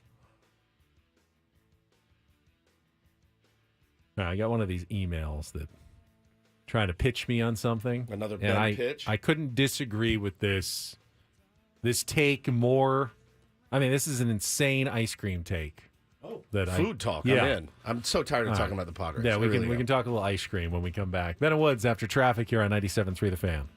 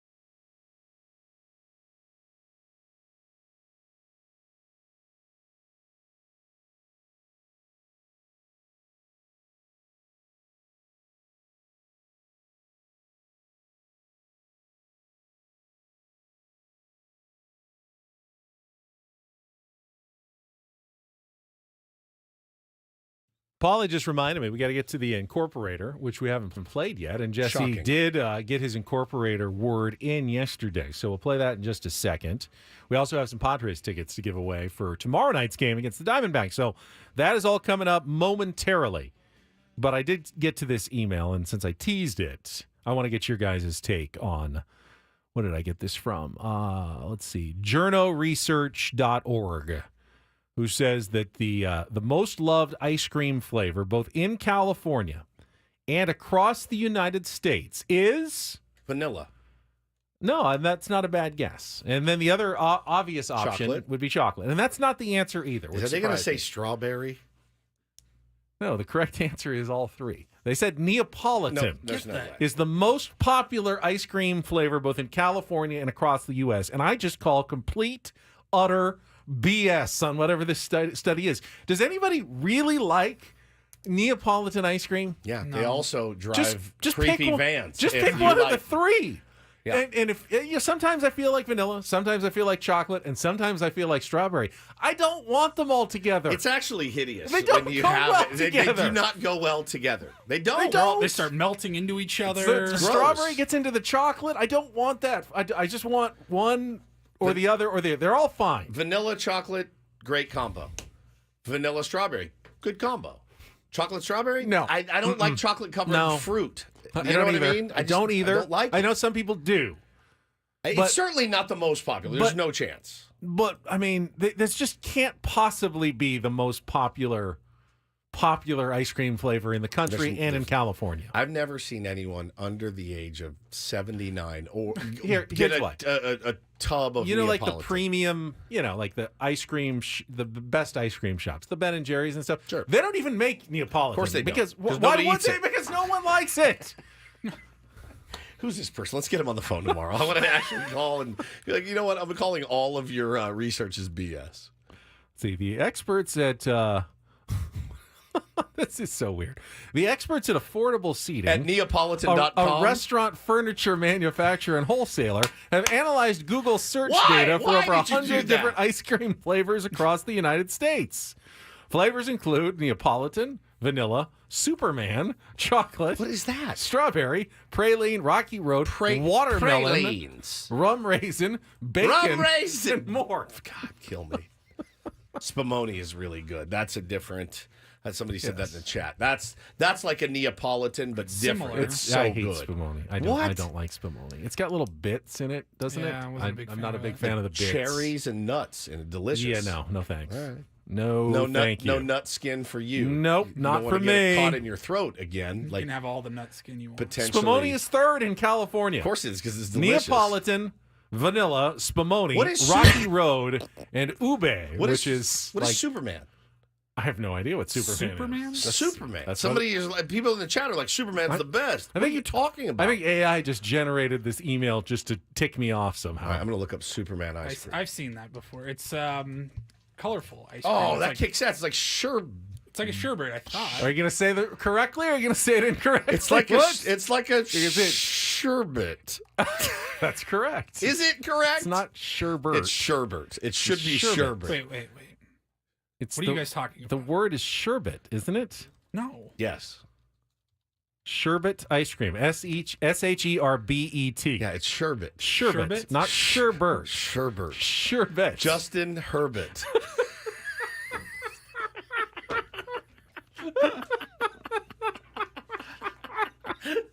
I got it. Yeah, it's sherbet. But you sound like an idiot when you say sherbet. Can I have the orange sherbet? There's no second R in sherbet. There's not. It's not sherbet. Now there's sorbet, but it's not called sorbet. That's Do you know what I mean? Like it's very hard. I've got a kid that's learning how to read, and it proves very difficult every single day. Did you think it was sherbet? Yeah. Yeah, it's sherbet. Unless there's some weird silent R that's not even There's in no there. other There's no R in the It's word. not even in there. It's not like it's spelled sherbet and you don't pronounce the R. It's just sherbet. I mean, if you search sherbet It'll come up. It says sherbet, often referred to as sherbet, yes. is a frozen dessert made from by water, hillbillies sugar, like me before, a dairy product, and a flavoring. Exactly. I made How is it not ice cream? I don't really know. I turned our Vegas trip into a gelato tour. Oh, I love gelato. Gelato's Gelato. nice. Big fan. I don't really know how to describe the difference. Gelato. Gelato. Gelato. Gelato. Yeah. How do you describe gelato? Is it? It's It's not soft so serve. they it's not remove ice more of cream. the air from the frozen dessert product to make it denser. And I think that can give a little more flavor and changes the mouthfeel a bit. All right, let's play the Incorporator. Jesse Agler, speaking of weird words, axismus was the word we gave to him. What was the definition? It was pretending not to care about something. Correct. When you really do care It's like about feigning. it a lot. Hang on. Axismus. I'll give you the definition in case you missed it yesterday. A form of irony in which a person feigns indifference or pretends to refuse something he or she desires, right? Do you want me to help? Do you want me to help you wash your car? Oh, no, I would never ask you to help me do that or something like that. Axismus. Axismus, yeah. All It's right. it was a tough word and a tough definition. It was for sure. All right, so how did Jesse land this one? We go to I believe it was the 7th inning, top of the 7th inning. Jackson Merrill at the dish. Here's a swing and a miss, 2-2, as Merrill went after the high fastball. A little bit frustrated there. I think he didn't like the previous call, and then he swung at a pitch that he didn't want to, knowing that it might have been called a strike. Sort of looking back at the home plate umpire, Ben May, in a Sismus way. Like, all right, that's how it's got to be, That's huh? great usage. Are you sure? 2-2 the pitch. I think so. It's a noun. He just did it as an adjective. Oh. Yeah. Okay, but I think in terms of like a batter looking like An axismus he doesn't way? care, Yeah, but does maybe. care, maybe And then he swung at a pitch that he didn't want to, knowing that it might have been called a strike. Sort of looking back at the home plate umpire, Ben May, in a Sismus way. Like, all right. maybe just a That's look how it's of gotta be, huh? axismus on his face. Yes, yeah, As maybe. he stared down the umpire. It was a really tough word. I don't care that you just called a strike on me, but I do. I really do care. Yes, yeah. Tough one, though. It Very was tough very one. tough. I'm ruling that one a win for Jesse Agler. Yeah. Okay. Another win for Jesse Agler. All right, speaking of the Padres, we have a pair of tickets to give away to tomorrow night's homestand opener against the Arizona Diamondbacks. Start dialing right now, 833-288-0973. Fifth caller going to get a pair. It is the bobblehead night for one Xander Bogaerts. First 40,000 fans going to get a Xander Bogaerts bobblehead. If you want the whole collection, well, and you got the first couple already. You want to get this one, too, so this is your chance to win. 833-288-0973. Give us a call. Win the tickets now, and we'll be right back. Final segment. Get you ready for Andy and Elston next with Bennett Woods on 97.3 The Fan.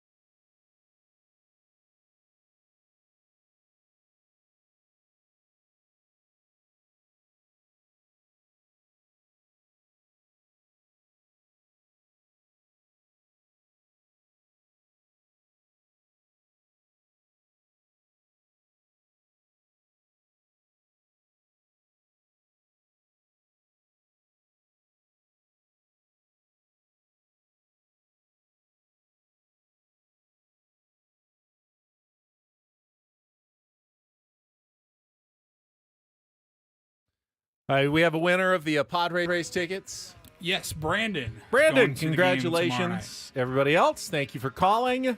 Better luck next time. No, I hate that expression.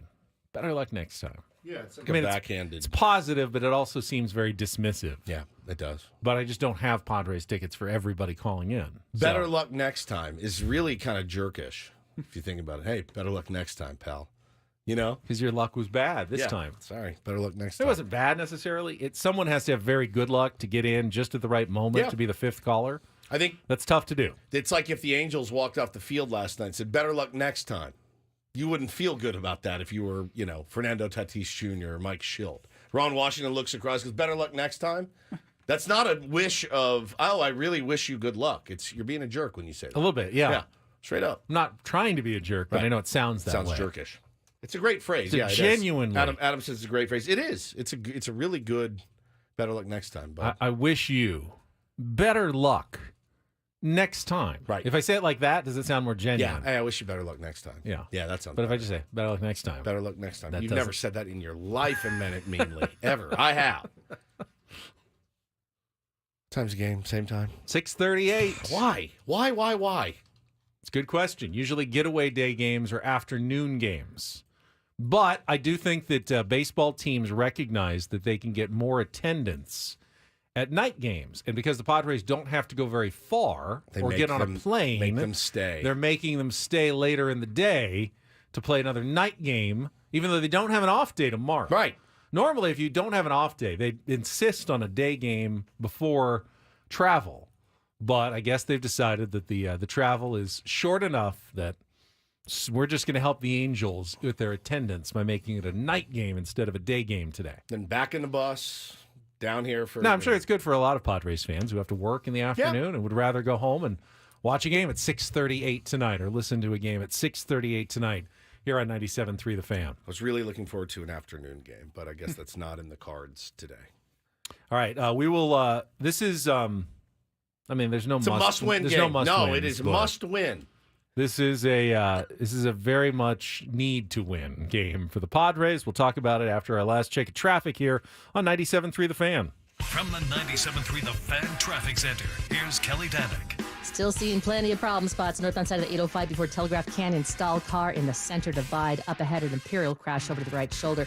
Another stall reported on westbound 8 before the 125. That is in the center divide. To find on the North 5 coastline just before Delmar Heights Road. A stalled car in the center divide.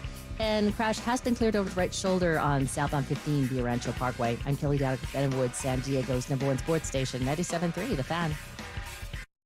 Brandon makes a good point in the chat. He says, well, would you rather drive down the 5 at 4 o'clock after the game or 10 o'clock after the game? No doubt. Going to definitely be less traffic. No question. At 10 o'clock tonight. This hour on 97.3 The Fan is brought to you by the San Diego County Fair. Share your memories from the 50s to the 90s for the Let's Go Retro Photo Contest at the San Diego County Fair. Your winning photo could win Best of Show and a VIP Fair Access package plus a $500 Visa gift card. Entry deadline is June 9th. Learn more at sdfair.com. Today's game, no excuses. I mean, the last 2 days, they were going against lefty pitching. Had a rookie starter last night. That's not even an excuse. That wasn't. It's not a great excuse, but you had at least something. Tonight, you're going against a righty who has had, by the way, pretty decent numbers in Jose Soriano. Is 2-5, but he has a 3.86 ERA, which isn't bad. You got Dylan Cease on the mound against that Angels lineup. If you get swept here, it is definitely consternation time. Dire straits. Even Mike Schilt's not going to be able to say much. You can't if you get swept here. You just can't. You can't. No one is going to buy it. And you can love your guys. It doesn't mean you don't love your guys and have their back, but you got to. You know what I want to see? I want to be a little bit inspired by the guys tonight. You know what I mean? That's what I want. The last 2 nights have been excruciating watches. Just not exciting baseball games by any stretch. So just a little bit more inspired baseball today from the fellas, certainly. And Dylan Cease needs to.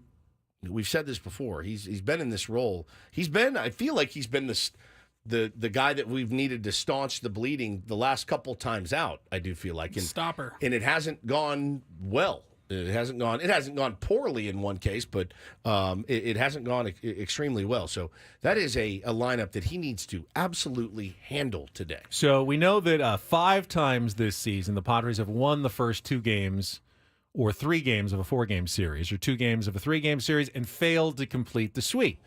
How has it gone the other way? Well, the Padres lost the first 2 to the St. Louis Cardinals in April, but then did win the 3rd game of the series. They lost the first 2 games to the Toronto Blue Jays and did win the 3rd game of that series on a Sunday. They lost the first 2 games to the Philadelphia Phillies, got swept in that series. Lost the first 2 games to the Colorado Rockies, got swept in that series, and lost the first 2 games to the New York Yankees and did salvage the final game of that series. Yeah. So they are 2 for 6 in getting swept and 4 for 6 in avoiding the sweep. So if I was a betting man, and I am, I like the Padres today. You should like the Padres I like today. the Padres today. It says that it should be favoring the San Diego Padres today against the Angels, but they've also been favored the last 2 nights Padres as well. are pretty heavy favorites. Yeah, they are. They are. Minus 157. And according to this, and maybe I'm wrong, but this is not a Don and Mud Padres TV game. No? It's FS1. It's an FS1, nationally televised. That could also be why it's a night game then. That's true. For the FS1. Who's on FS1? I don't know who is the FS1 broadcast. Usually it's the same as some of the Fox guys. Can be like Tonight. Smoltz and Wednesday. Davis. Could be.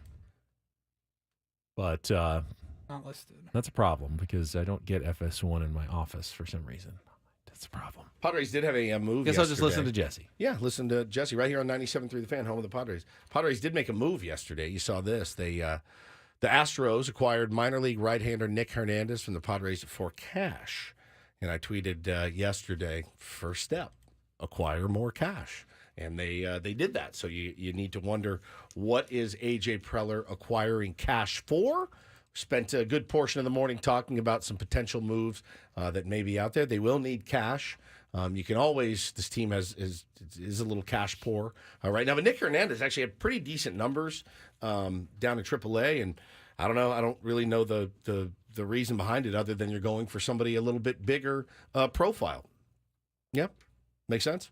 Yeah, I think you're overthinking a little bit. You think so? Well, I mean, unless Nick Hernandez is in your plans, right? Which I don't think. I don't think he was, and you can get something for him, even if it's cash. Go ahead and get him. If someone's calling, my guess is the Astros who originally employed him, looked and said, good numbers. God, look what he's doing right now. We'd love to get him back, and they called AJ and said, hey, AJ, what do you need right now? And AJ probably looked at their minor league system and goes, stock my vending machine. I don't really see anything, but we could always use some cash. We're trying to stay under the I disagree. Stay under the luxury tax, whatever, just give us some cash. I wonder if AJ Preller made the phone call and is now trying to get a little bit of a I don't even know if minor league deals apply when it comes to like the luxury tax number though.